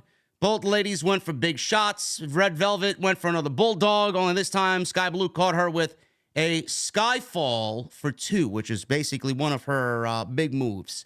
I would recommend, now, the Code Blue, or the Code Red that she does, whatever, Code Blue, the Sunset Bomb. I've seen this botched on more than one occasion, not just tonight. I've seen this on multiple occasions elsewhere where she's wrestled. Why don't we switch? Yeah. Why don't we do the Code Blue as a setup and do the Skyfall as a finish? Because I thought the Skyfall looked fucking great. It's a great name for a fucking move too. I like the Skyfall. Yeah, the Skyfall looked and was fucking impactful, man. It made a beautiful sound on the ring. Yes. So I don't know why we do that. I say the same thing about Sami Zayn over on WWE. He does the haluva kick and then the as a finish and the Blue Thunder Bomb as a setup. I'd switch them. So that's just visual, the way I see it. I just think it looks better. I don't know. That's just me. But Velvet countered the step-up knee by Sky Blue in the ropes into a powerbomb. She goes for a high stack cover, gets a 2. Velvet hits a wheelbarrow victory roll out of the corner, and it was kind of like a sunset flip or a Hurricane Rana kind of reversed off the top rope. Sky Blue hit the mat. Both ladies traded thrust kicks. Blue blocked a merry-go-round kick here, knee lift, and then a sloppy-looking Code Blue for the win. In the back, Statlander was watching. Julia Hart was watching on the monitor as Sky Blue now adds herself to the triple threat match for the TBS title at Full Gear. There you go. I don't know what to say, man. I mean, I legit don't know what to say. Well, yeah, listen, man. I mean, back in the day, the elders used to say, if you don't have anything nice, don't say anything at all. You know, and that's kind of where I am with it. I feel like I've come here consecutive weeks and shit on the women's division, and like for a reason, because it needed to be shit on. And this week, I'm just kind of tired of it. I just kind of want it to get better, man. Yeah. I mean, I don't know what else to fucking say here. Am I alone in this boat? I think the women can be doing so much better, and they're just not. I don't get why. I don't know where Thunder Rosa is. I'm not sure where Britt Baker is. I'm not sure what's going on with some of the other women we haven't seen on TV who can help lift what we're doing out here. I don't understand why Red Velvet has been back from 9 months away for 2 consecutive L's. Like, why? Yeah, that's something I don't understand. It's like, you got nobody else for this spot to put in there against Sky Blue. That makes sense. It's got to be Red Velvet, who also needs a win, where we know she's not going to get it tonight. Come on. Right, man. I mean, what are we doing here? Yeah. We need a few of the other women who are in better positions, you know, to get over, to come back. I'm looking for Serena Deeb. I don't know why Athena is not on my TV on Wednesday nights. I don't know what's going on with Mercedes Martinez. I mean, where's Britt Baker? Is she? I mean, I know she was hurt. She's been hurt for a long time, but is she gonna stay out with Cole? I mean, is that what we're gonna do? Probably. If she's not factored into anything, I don't see why we need her on TV. She's not factored into I know she's probably banged up herself, so the time off was probably doing her good. Maybe. I mean, if she's healing and that's the reason, then so be it, you know. But the division needs help.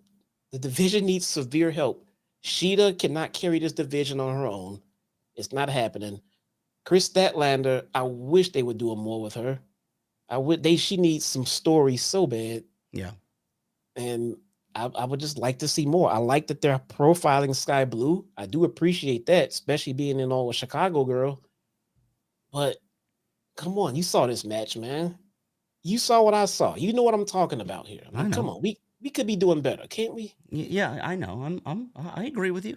I mean, But I'm not going to sit here and shit on the hard work. I saw the hard work. Yeah. You know, whether or not the hard work was fucking a perfectly painted portrait, it never is. You know, it was an off day at the office, but they still clocked in and did the work. Here's everything that I'm thoroughly enjoying with the women's division right now. I like that they're putting Julia Hart in a spot of importance. I think she should be. I like that. I like that Chris Statlander is champion. Although she should be more dominant, if you ask me. I mean, but maybe we'll get there. And what else, man? That's probably about it. That's probably about it. Sky Blue is featured more every week than Sheeta. Good. Sheeta doesn't need to be there every week. Oh man. How about Athena? Everybody agrees that Athena is fucking killing it in Ring of Honor. How about we have her kill it on Dynamite? There's a political fucking something going on there. There's no reason why you have somebody on that roster that good, who's probably the best women's pro wrestler right now in all of North America, and she's not on your television show. Nope. You're hiding her away for what reason? Yes. Tony Storm. I like what they're doing with Tony Storm. I like Tony Storm's new gimmick. I like what they're doing with Julia Hart. And outside of that, fuck, man. Come on. I don't know what to say. I just don't know what to fucking say here, man. They can be doing so much better, and they're not, and I don't understand why. Well, we got a story, and it revolves around Tony Storm. Right now, we got Tony doing this timeless Tony Storm gimmick. RJ City was backstage with Mariah May, who is the newcomer to AEW. Signed last week, given the graphic. She was introduced by RJ City, and it was just, hey, we signed Mariah May. This is our new talent, and here you go. Off to the AEW land she goes. So a lot of people were very controversial, very critical of the debut from Mariah May last week. I didn't like it. I thought, obviously, a little bit more creativity could have went into it. But she did have a character. She did have direction, and they set her up for this week. So it wasn't all a bust. But, I mentioned this with Andrew Baydala last night. Remember the vignettes that WWE did with the whole log cabin in the woods with the fucking rain, thunder, and lightning, and we see this man in a trench coat walking towards the fucking log cabin. Everybody's thinking it's Sting's coming to WWE. Ended up being revealed as The Undertaker, but for weeks, we didn't know who the fuck this man was, and we were all under the impression it was Sting. Something like that. You know, the power of the vignette is still very powerful. It's very strong. Very strong, and we didn't get anything. And here's Mariah May. We just signed her to an AEW contract, and she's a fan of Tony Storm. That's it. You know? That's all we got. Let's put her out there. Couple of weeks of that, couple of weeks of cryptic vignettes where you see maybe, a protege, blonde hair, fucking black and white, something. That's not Tony Storm. You know? Could have did anything. Anything. You could have put Mariah May in the crowd for her debut just as a fan, front row. Yeah. As a fan. And then have her just like hop the guardrail or something and get moved away by security. Yeah. Because she was an obsessed fan, and then Tony Storm brought her in anyway and everything. I'm not saying you had to do it that way. I'm just saying even that would have been more interesting than, here's Mariah May. She's obsessed with Tony Storm. Let's do it. Well, that's not enough. That's not enough. And as of right now, I don't care about Mariah May. That would have even worked as a first time seeing her on Saturday, because they could have saved the debut for Saturday, where she does that, jumps the barricade as a fan. We see her there. People notice her. Like, don't even call it out. Don't even call it out on commentary. She jumps the barricade when the referee's not looking, and she helps Tony Storm win the title. Who's this? She goes right back to her seat. The fuck is this? You know what happened? Who's that? Oh, what happened? And then we get the vignette. And then we get the vignette that we got tonight, next week. Yeah. It's a different kind of interest. With what we just described is, oh shit, who is this? What's going on? What happened? As opposed to the debut we got and was like, what the fuck? Who is this? Yeah. It's different. It's a who is this with interest as opposed to who is this? Like, why is she here? The first thing I thought that popped in my head when they said that they signed Mariah May, the first thing that popped in my head was you can't book the women that you have correctly. Yeah. And you're signing someone who needs your help to get over. She's not coming in with enough gumption to get herself over. She's not coming in with her own history and story. She's coming in and she needs to be ridden to get herself over. We don't know who she is. Yeah.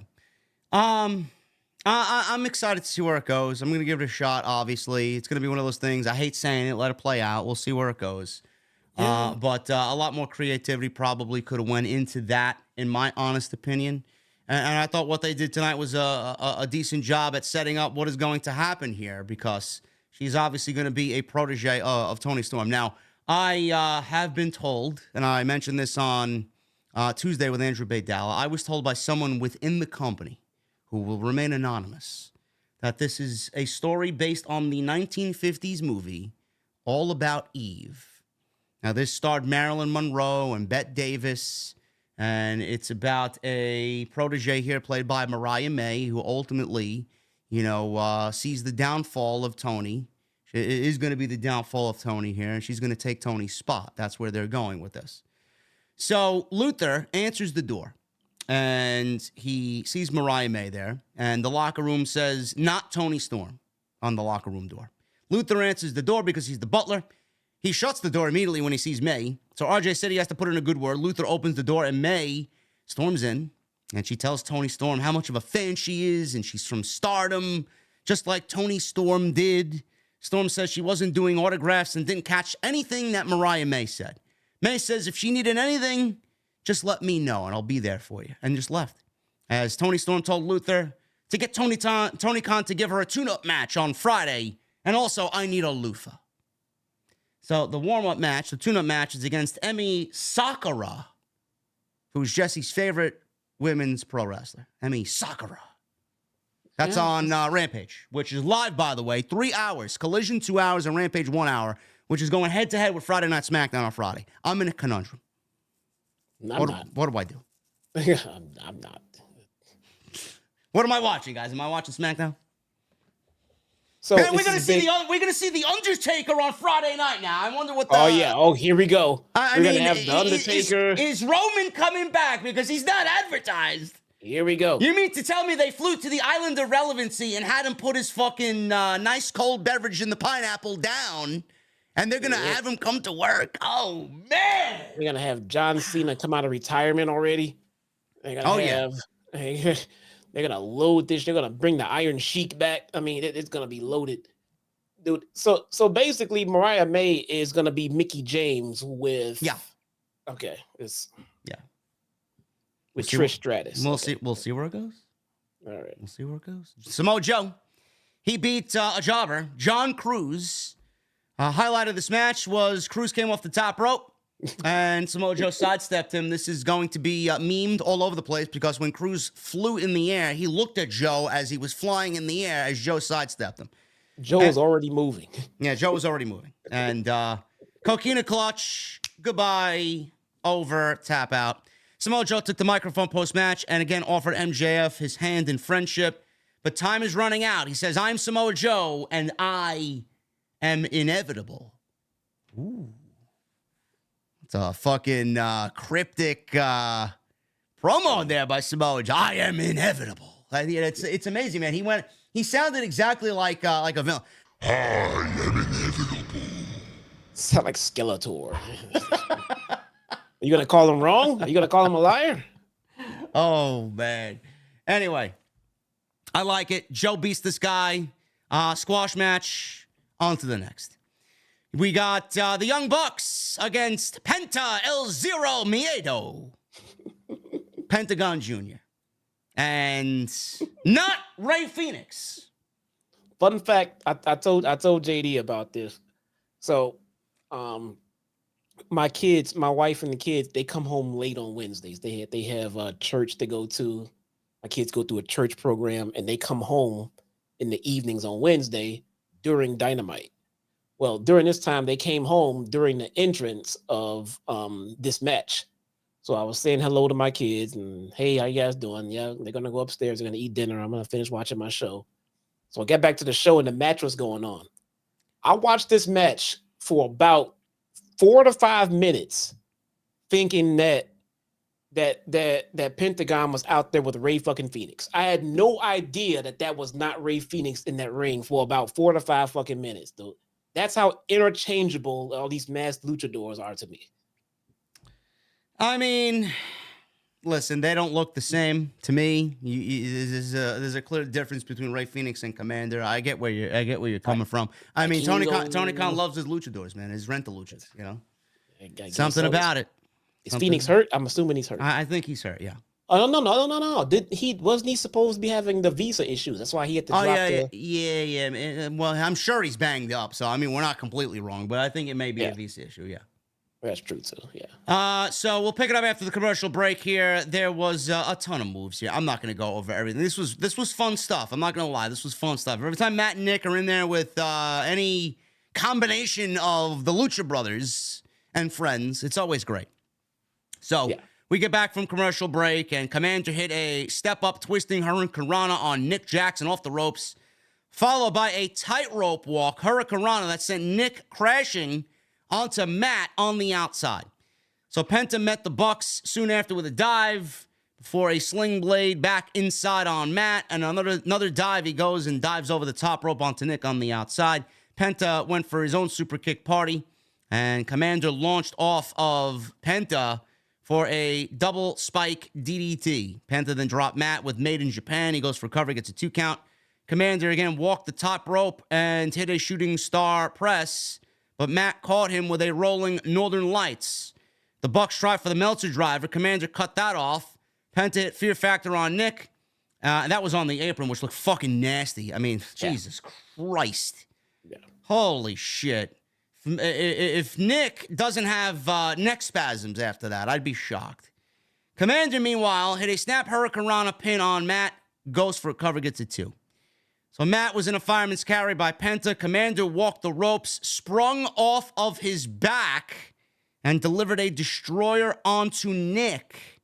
So he jumped off of Matt onto Nick into a destroyer, which looked great. Penta hit his fireman's carry jackhammer for 2, which is a new thing to his arsenal. Matt and Penta had a slugfest, traded super kicks, pump kicks. Matt held his leg, and the referee, Rick Knox, went over to go check on him. He was playing possum. This allowed Nick to hit multiple low blows and a Judas effect. So he used Chris Jericho's finish on Commander. The Bucks connected with the BTE trigger, 1, 2, 3, and that was it. Goodbye.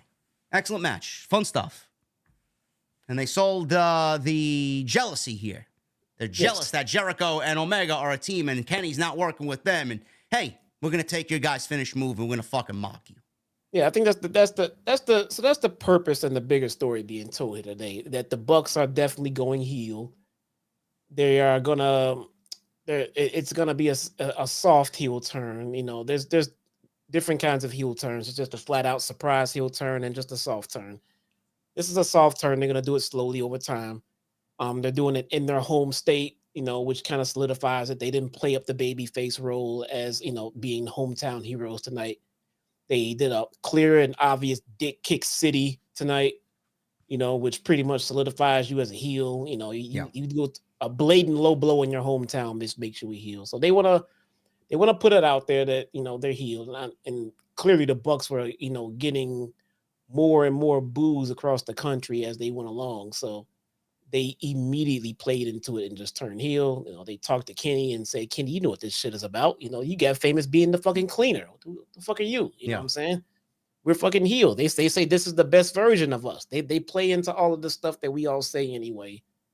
So I don't know. I'm not convinced that Kenny is not gonna join the Elite with this heel turn at some point here. Yeah, we'll see. I am slightly intrigued about this match. I do think that they're trying to go back to the well that was successful with the Bucks and Kenny Omega in tag team action here, using Kenny to wrestle the Bucks, and his now partner here this year is Chris Jericho. You know, we've seen this before, but it should be an entertaining match, and the Bucks certainly need something, man. They need something new. They need something different. If this heel turn works out for them, it may be the best thing for them right now.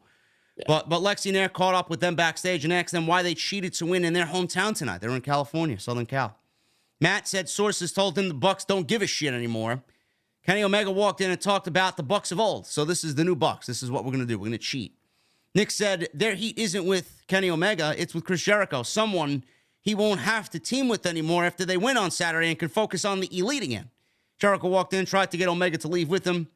He called the Bucks little children, kids. And we had a big pull-apart brawl here between the Bucks and Jericho as Omega was just stuck in the middle trying to deflect his friends from fighting each other.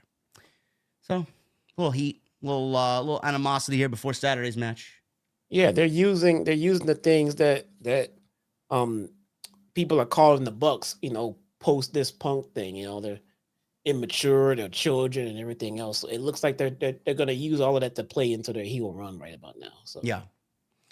It's smart. It's good. I mean, I would do it too. The Bucks have been ice cold. They've been boring.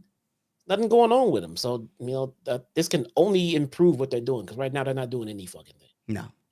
I got to shout out my guy Buff Llama in the chat. He donated $10 via Super Chat. He says, this guy JD is the best in the fucking business. Love you, brother. Love you back, brother. Hope all is well with you and the wife. And I can't wait to steal your tags on Modern Warfare 3. Hopefully I'm still playing by that time because the game sucks. The game is old. You don't like the new one? No. I didn't like the old one. Well, I mean, the new one is new. Yes, but it's worse. Modern Warfare 2. Here's a little hot take for you guys. Modern Warfare 2, Call of Duty, had some of the worst maps in the history of the franchise. Half of these maps in the game are skippable. Honestly. I don't play for the maps. I like the game. I'm enjoying the zombies for the zombies. I played zombies yesterday, man. I had a good time. Yeah, it's good. I'm enjoying the zombies. Yeah. Did you see the new picture floating around of Rey Mysterio? I just did. So Salrex, my guy Salrex sent it to me. I'm like, there you go. What are we doing? Guys, if you want to see Rey Mysterio wearing his mask. And only his mask. And only his fucking mask. Bruise Twitter for a little while. You'll find it. Jesus Christ. The Gun Club, Austin and Colton Gunn with Rock Hard. Juice Robinson defeated Peter Avalon and Jacoby Watts. This match was mere seconds. 3:10 to Yuma, 1, 2, 3, and that was it.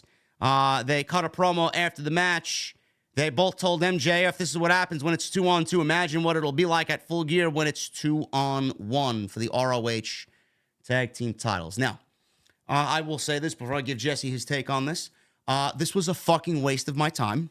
Why do we need a squash match for the Guns when they could have basically did what they did here backstage in a promo? Just do the promo segment. Why did we need this on TV? Why? That's it. I love the Guns. Segment. Big fans of the Guns. Big fans of Bullet Club Gold. But really, like squash matches should be something that I would say advances a character to get someone new over. We don't need squash matches for Samoa Joe. We don't need squash matches for the Guns. I'm sorry. No, I agree. Do your squash match. Forget your squash match. Come out, do your promo segment. I'm enjoying the Guns. I like the Guns entrance. I like it. It's great.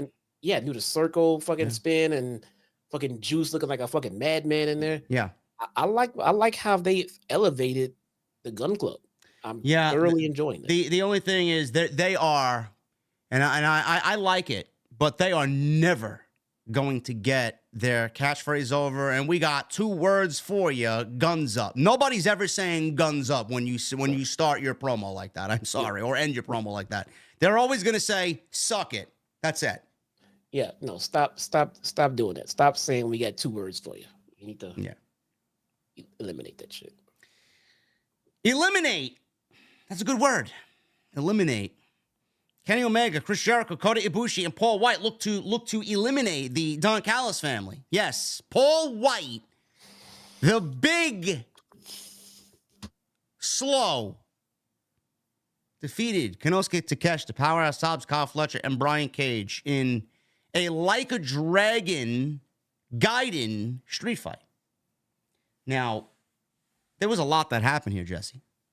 There was a lot that happened here, man. I don't know if we're going to be able to document all the wildness and the ridiculousness in this match. I will, before we get into some of the high spots here, man, I'll let you start off here, man. What did you think about this match in particular, man? How you feeling about these types of matchups in AEW? I think the guys worked very hard to entertain us in this match. Yes. Always. Start there.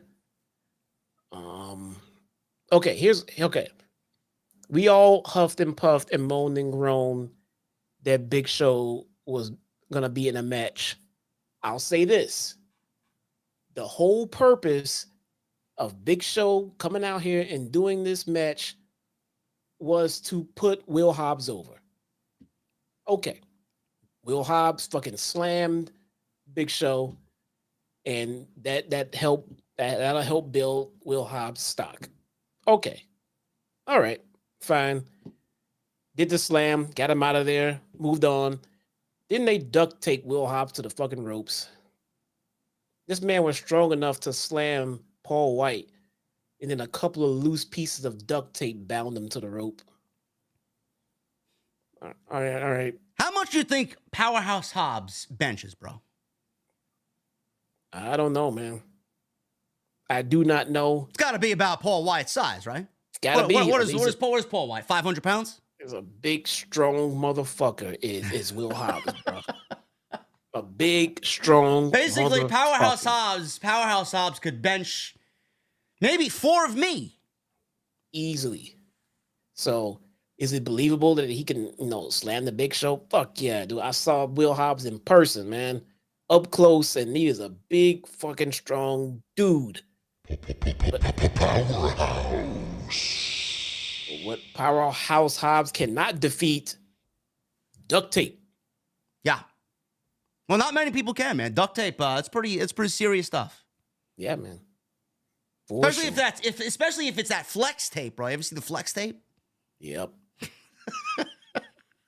You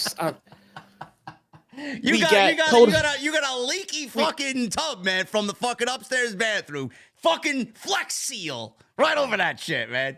You got a leaky pool in your backyard, man. Flex Seal, man. Man, you want to put that ship on a fucking boat and go out on the lake, man. They'll fucking take care of it, man. Next time we see it, we saw Hobbs up at the Sky Bar at the hotel in London. Next time I see Hobbs, I'm gonna pull a roll of duct tape on his ass. Like, don't fuck with me, bro. Yeah, really. Duct tape right here, man. It get you. We got Kota Ibushi riding down the ramp, looking like Pee-wee Herman's riding down the ramp on a bicycle. And he took a little stick and he softly whacked a couple of people. You fucking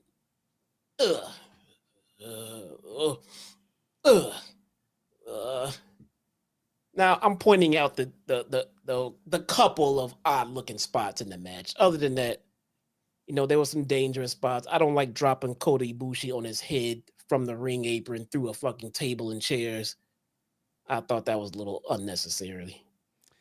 Now, I will say this. AEW is usually very good at listening to criticisms. Is it something where they listen to the criticisms over a long stretch? No, because they've listened. People have reamed them on shit. They've gone back and changed it because fans complained, and then they go back and make another mistake, and fans complain about that, and then they got to do the vicious cycle over and over again, rinse and repeat. Jesse and I were very adamant. Fans were very adamant that we didn't want to see Big Show on television. This is a waste. This is AEW losing their identity. Drew and I talked about this last night on TNT. What is one of the reasons why AEW is cold? It's because they are basically becoming WWE light. A lot of these people that we've seen on WWE television, WWE's extracted whatever they can out of them, and Tony Khan thinks that there's going to be some new fucking new life You know, out of guys like Big Show or Jeff Jarrett or whatever. These guys had nothing to the show. Nothing to the show. Ric Flair. Nothing to the show.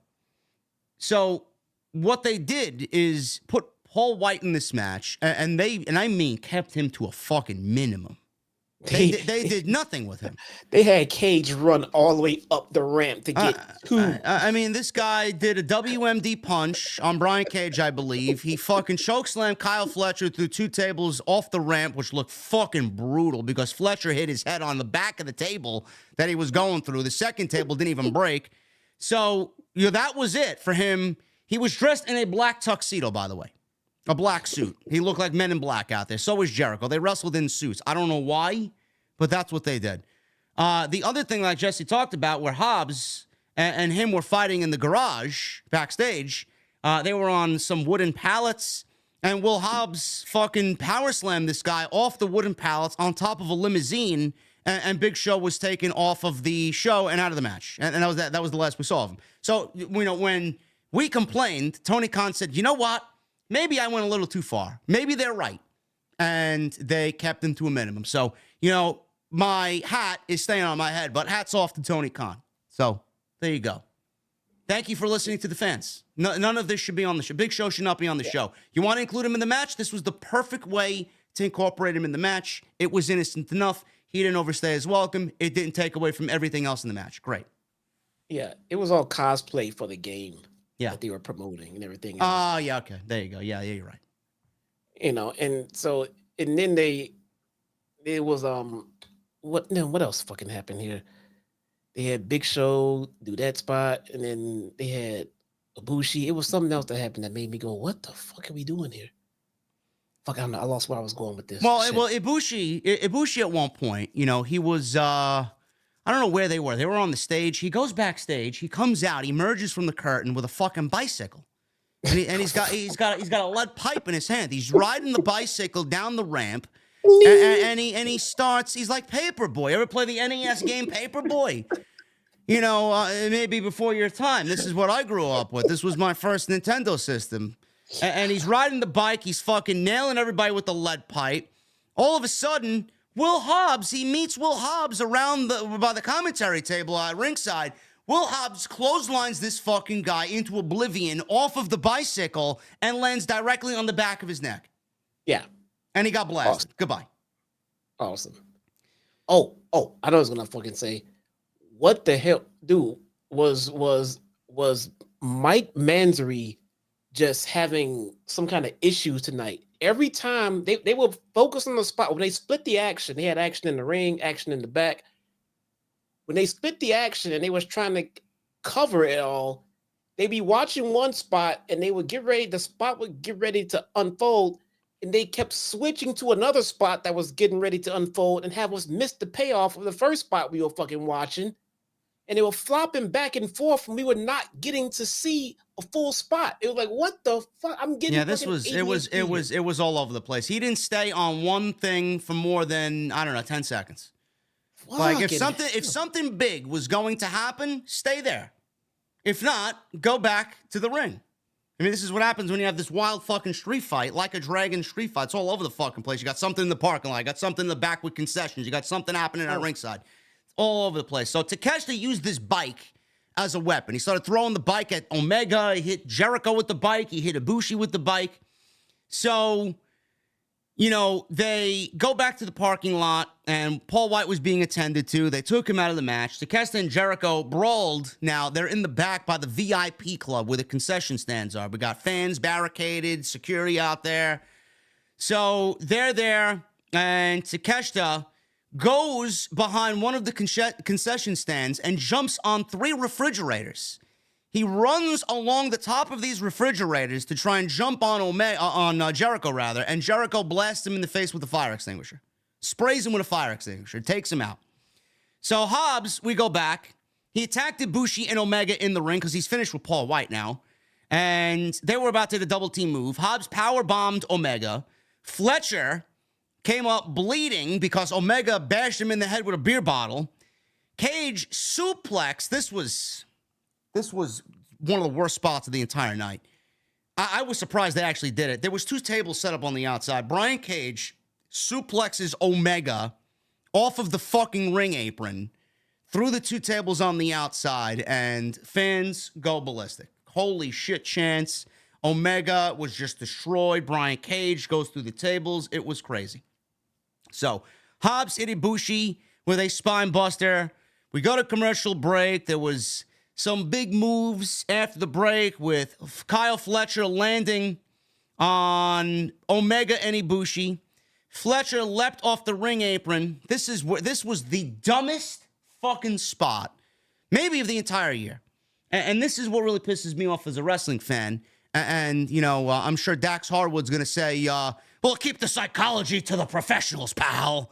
I mean, I don't know how you look at this and deem this okay. So from my point of view as a fan, I'm going to call bullshit on this one. Kyle Fletcher is standing on the ring apron, Jesse, and there's some sign that is kind of, I guess, reminiscent of what's going to be in the game. Some video game signage laid atop a group of steel chairs, and the sign is placed in between. Kyle Fletcher jumps off the ring apron with a fucking tombstone, tombstones Ibushi through this. Ibushi, who has a history of neck problems, by the way.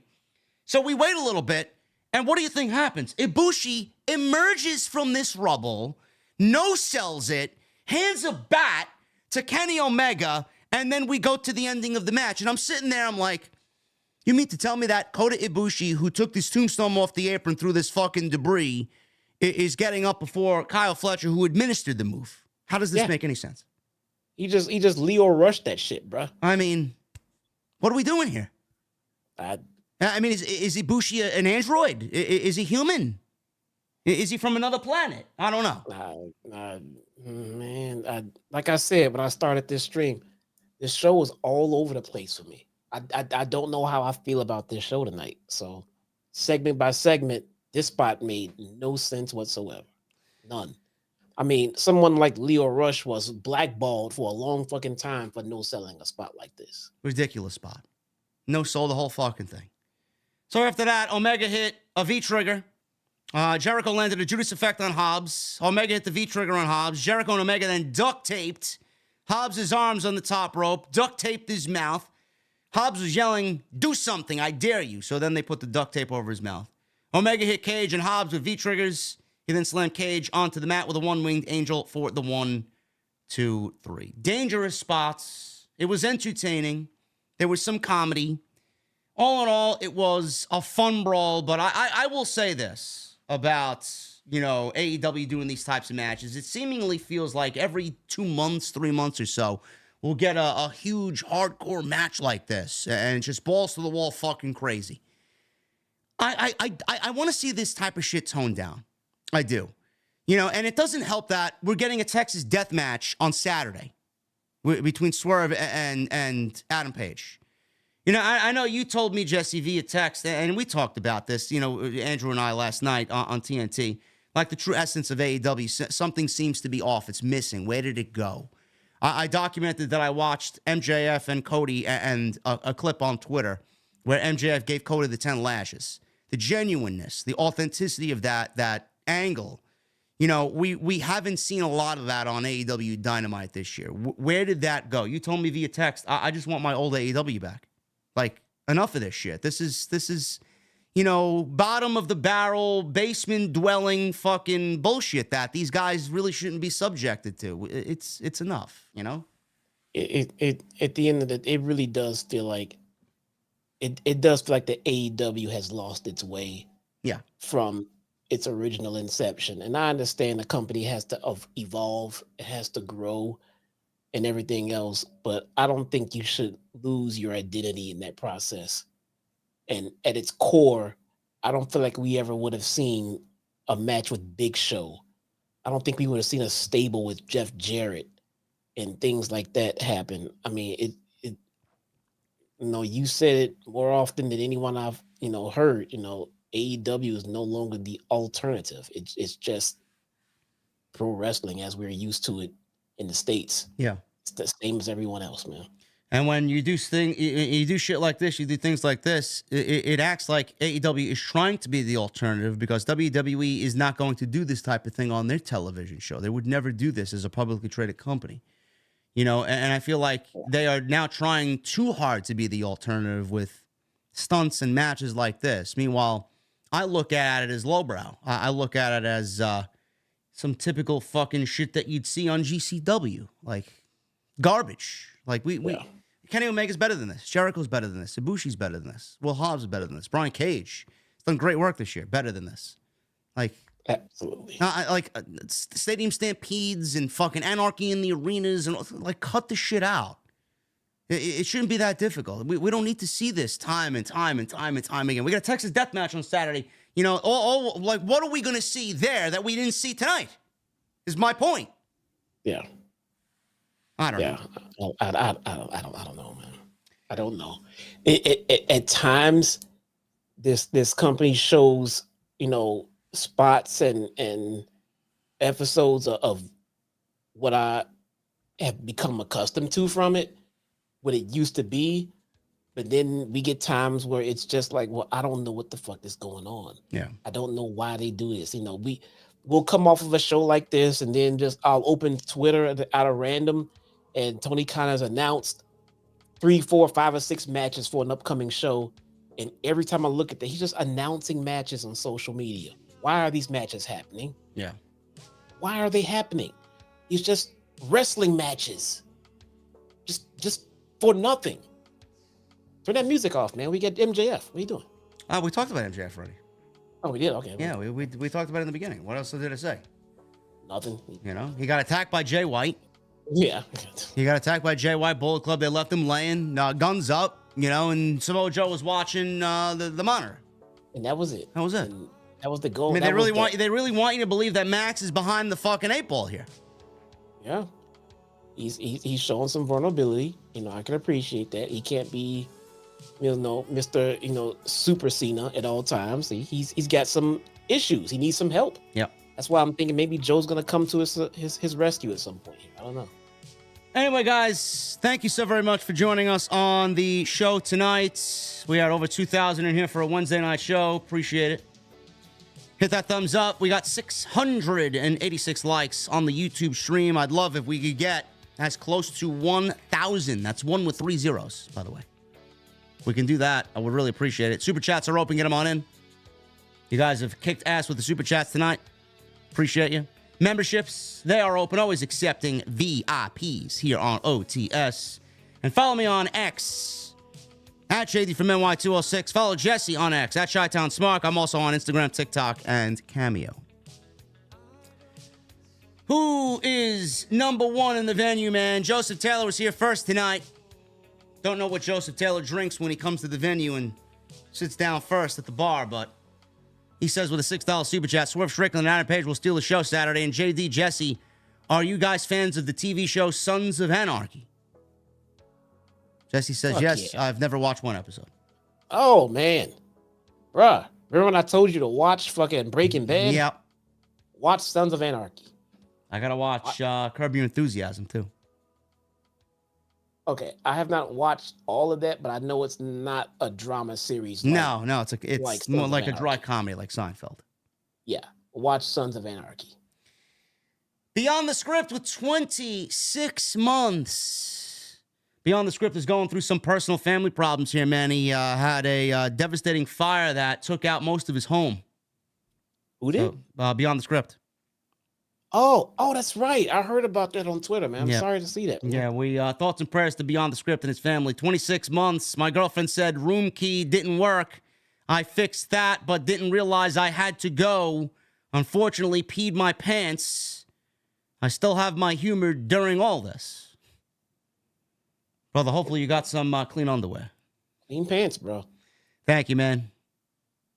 Hopefully all gets right back to normal, man, for you. I'm sorry to hear about your loss there. Thoughts and prayers, man. Prayer emojis for Beyond the Script in the chat. Michelle with a $2 super chat. Show was bland except for Page promo and the Blackpool Combat Club match. It was all right. I wouldn't say bland. It was all right. Jedi Joke with a $10 super chat. What's up, JD? Jesse? Haven't super chatted or been able to here live in a while. I've been working a lot, but I always watch the VODs. Also, other than the turkey, what's your favorite thing about Thanksgiving? That's a good question. What's my favorite thing about Thanksgiving besides the turkey? I'm not a big turkey guy. I'm the stuffing, for sure. I love the festive beers around this time of the year, man. The pumpkins and the fall flavors and going into the winter season with the craft beers. My favorite time to drink a nice cold one. I like getting together with my family. There you go. I mean, that's a given. I mean, anything else? No, he said other than turkey. Other than turkey, I love getting together to hang out with my family, man. That's literally what I like about Thanksgiving. Nothing else about it, really. Jedi Joker, thank you, brother. Baby Shaq with the $4.99. What's up, JD? AEW giving us a go-home show for Full Gear was bad. But happy 44th birthday to me. I hope they put a better show on Saturday with the pay-per-view. Tony Khan is Mr. Pay-per-view. He's going to deliver a banger. They always do. And happy birthday, brother. 44. Have a good one, man. Edward Liu with a $19.99 for Jesse. Will Draymond Green follow in the shoes of Rodman, Malone, and Shaq as the next NBA star in the ring? Also, serious question, not really. Did Draymond teach the headlock takedown to MJF? He is all elite. No. This is not the 90s, man. Draymond Green is going to get kicked out of the NBA for stuff like that. Rick Mahorn and Charles Oakley and Rodman, they got away with that stuff because it was allowed back then. But in 2023, Draymond Green is going to find himself out of a job, unfortunately. I'm not saying that's what I hope for. I'm just saying this is not the 90s. You can't do this stuff. Sounds like a storyline. Yeah. Can't we just have a normal season? Yep. Edward, thank you, brother. Drew Gilmore with 15 months. 15 months as a VIP, celebrating with some Blackberry brandy. Can't wait to go to the December 27th Dynamite taping in Orlando. Hashtag OTS for life. I will be in Orlando that week for a family event. I got some family down there. I will see what I could do down there. Maybe we do an OTS meetup on December 27th. Maybe. I don't know. Drew, thank you. I may attend the NXT tapings that week as well, because I'm always being hit up for free tickets. If I'm going to be down there, why the fuck not? I'll get Nikita Lyons to give Jesse her number, man. How about that? I'm married.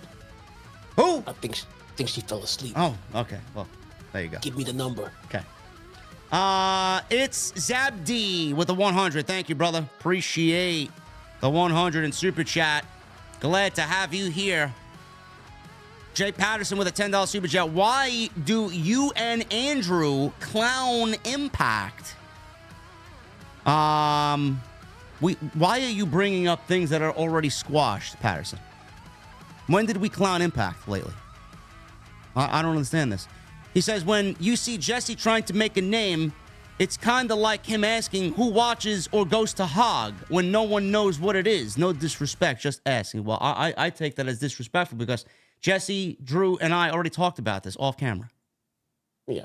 Like, come on, guys. Yeah. The Cake with the $2 Super Chat. Coda should break up the Golden Jets. I don't know. What is Kota Ibushi going to do in AEW? Maybe maybe the international title. Without Kenny Omega, it's kind of like Roddy being involved in AEW without Adam Cole. Cake, he has to be attached to him. Cake also with a 2. I hope MJF doesn't solo the BCG at Full Gear. No, he's not. Samoa Joe is going to be his partner. Gavin Deeth with a $5 Super Chat. Devil is Zac Efron as an Iron Claw cross promotion. No. Though I can't wait to see that movie. MJF's in it. Robert Lameau with a $2 Super Chat. That's a major L for Tony Khan if WWE sign Will Ospreay.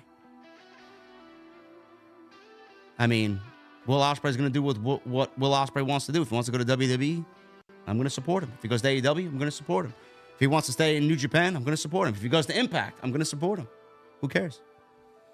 Jason Barker, thank you for the 100, brother. Always appreciate your generosity. Antonio Palato with 19 months. In my opinion, we can see 2 signs on Full Gear. The second sign being a surprise like Adam Cole on All Out. Mercedes and Ziggler or Callahan are my bets. It can't be Ziggler Ziggler's not the signing. He's not a free agent until the end of December. Callahan, possibly, because he's in Los Angeles as of tomorrow or probably today, for tomorrow's Wrestling Revolver show. So he may be in town. And Mercedes, I'm banking on Mercedes. My money is on Mercedes. Golden Boy with 25 months. Keep up the great work, guys. Still rolling with you guys, and it's not the weed Hangman is stealing from Prince Nana. What is he stealing? Something I don't know? Yeah, I don't know. I put something on Twitter about it, like when Hangman said that Nana goes and gets weed from his high school buddy. I'm like, dude, you can go to the corner store now. What the fuck are you doing? And some people replied, they got mad. Like, it's not legal in my state. Well, don't smoke. Drugs are bad, guys. There you go. Drugs are bad. Yes, I believe MJF is an Iron Claw. If not, I might have misread that or misquoted that. I don't know. I thought MJF was an Iron Claw. Jason with a $10 super chat. Jason Barker, that is. In this tournament, I want to see Tony Khan at a conference desk in the backstage segment with each talent in the beginning of round 1 to launch the tournament. I'd like to see something maybe more sports geared for sure. Instead of just a graphic. Here's Excalibur announcing who's in the tournament. Now, why? Why are these men in the tournament? I want an explanation. Delightful Entertainment. $2 super chat. He asks, do you swerve when you drive? No. Oh, by the way, Jesse, I forgot to tell you, I got a phone call from my dealership in New Jersey. My Dark Horse will be ready in December. There you go. How I'm going to pay for it, I don't know. I'm going to be bleeding fucking funds. You going to finance it or you going to buy it? I don't know. We'll see. I haven't decided yet. It must Keith, be nice to have that option, man. I don't know. Maybe I do. I don't know. I bought a new car recently. Had to fucking finance it. So not a richie uppie like you. I may have to give up on the pumpkin spice lattes. I'll tell you that. Oh my God. Delightful Entertainment. Thank you, man. Keith Tunstall Jr. with a $5 super chat. We are being fooled. The devil is obviously Dana Brooke. Keith, I'm going to have to ask you to leave the venue, okay? I knew this. I knew it. Mike with a new membership. Thank you, Mike. Appreciate you. The fuck are you drinking, Mike? Wild Stallions with 8 months. Hangman and Swerve match should be the main event. No, not over MJF and JY. Come on now. Cake with a $5 super chat. The sound switch during that Mariah May segment should be taught in schools. I didn't pick up on that. What did I miss? The sound switch? I didn't hear a sound switch. I didn't know. I saw the video switch from black and white to color. Yeah. J Ray with a $20 super chat. Works exist in pro wrestling.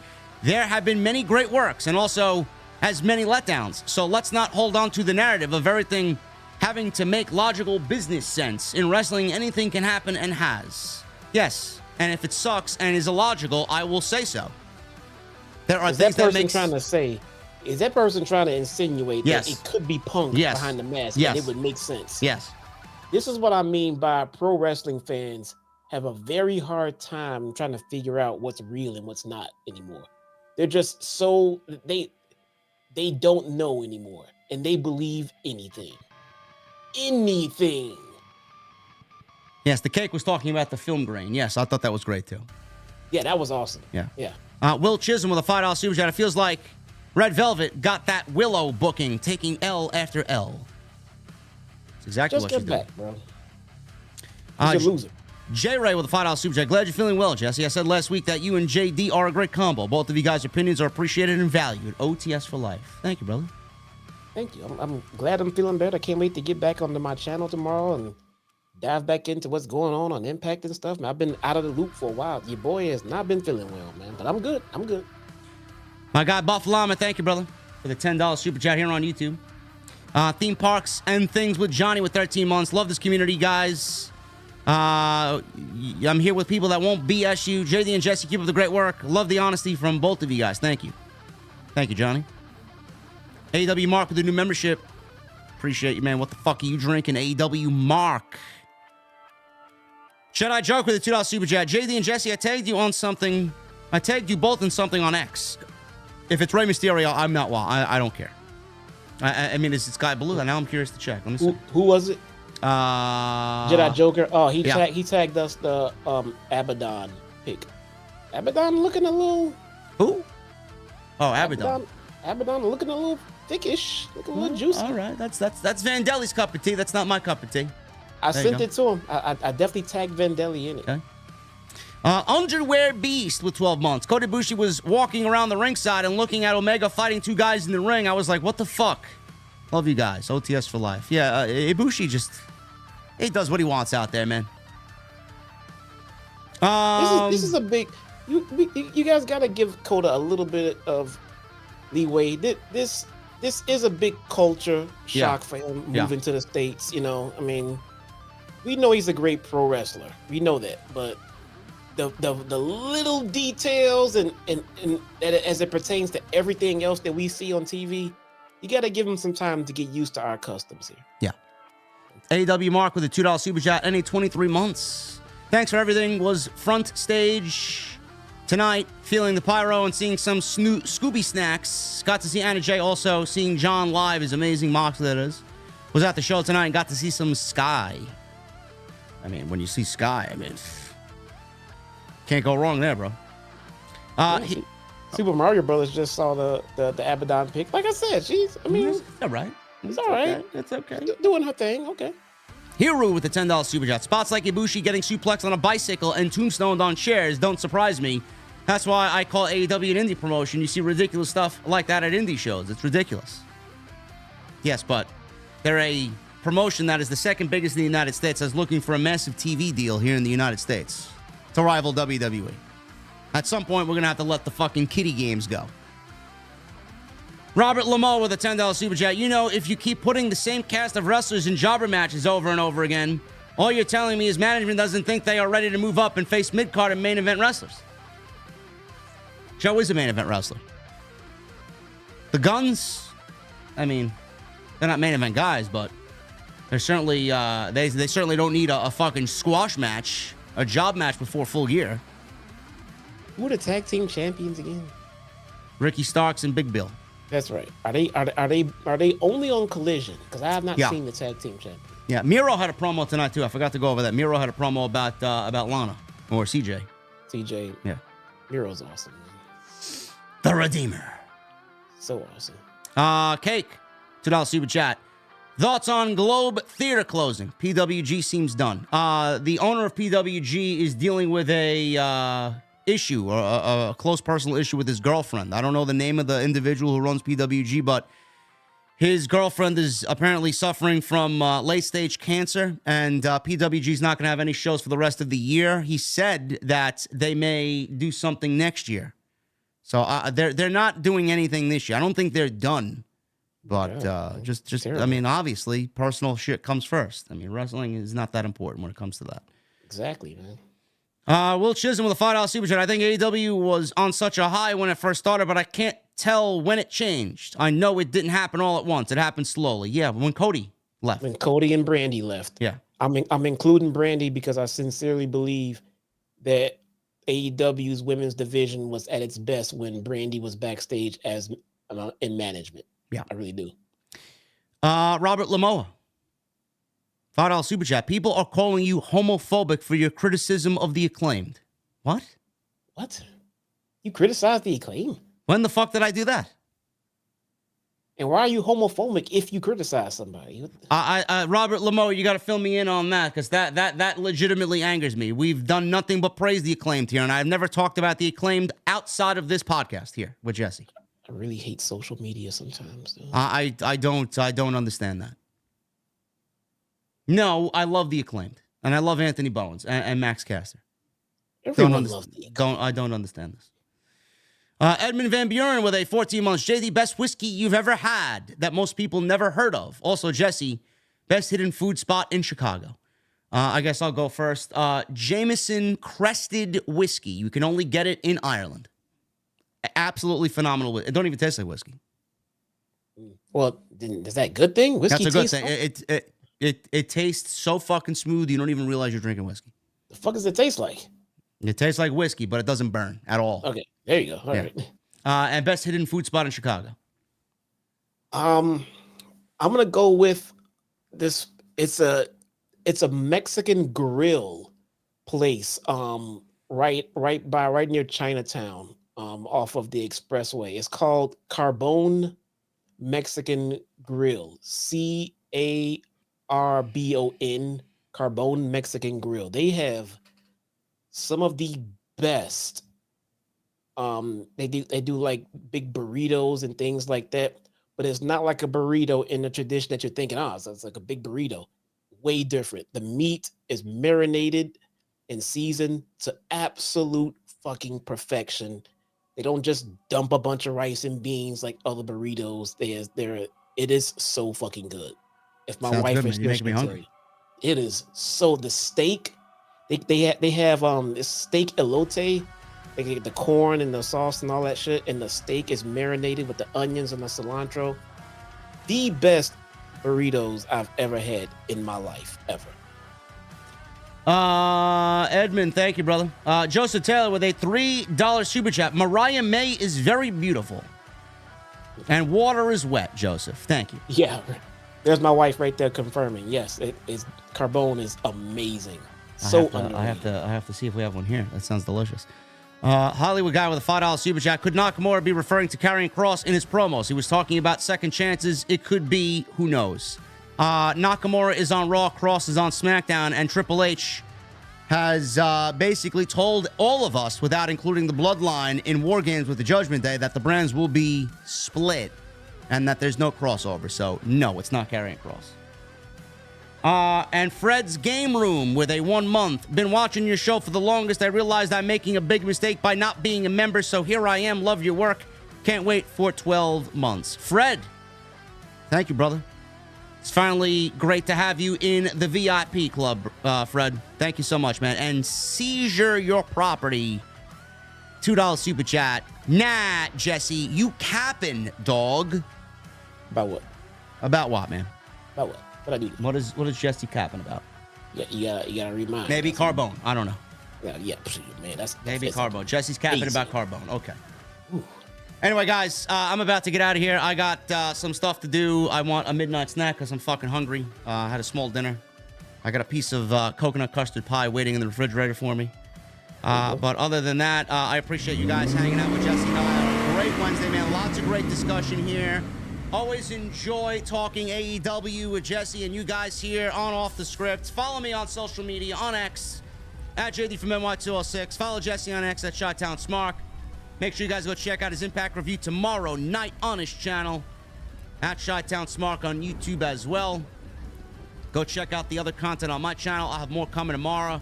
Some extras, some news. So you guys are getting an upload tomorrow. And then make sure you guys hit that subscribe button down below and turn on the bell for notifications. And please don't forget to hit that thumbs up. Would really appreciate it. Helps me out tremendously. Guys, I'll see you tomorrow. And I will see you live for Friday. SmackDown and Collision going head to head. I don't know what I'm doing, but I'll see you guys on Friday night. Until then, guys, take care.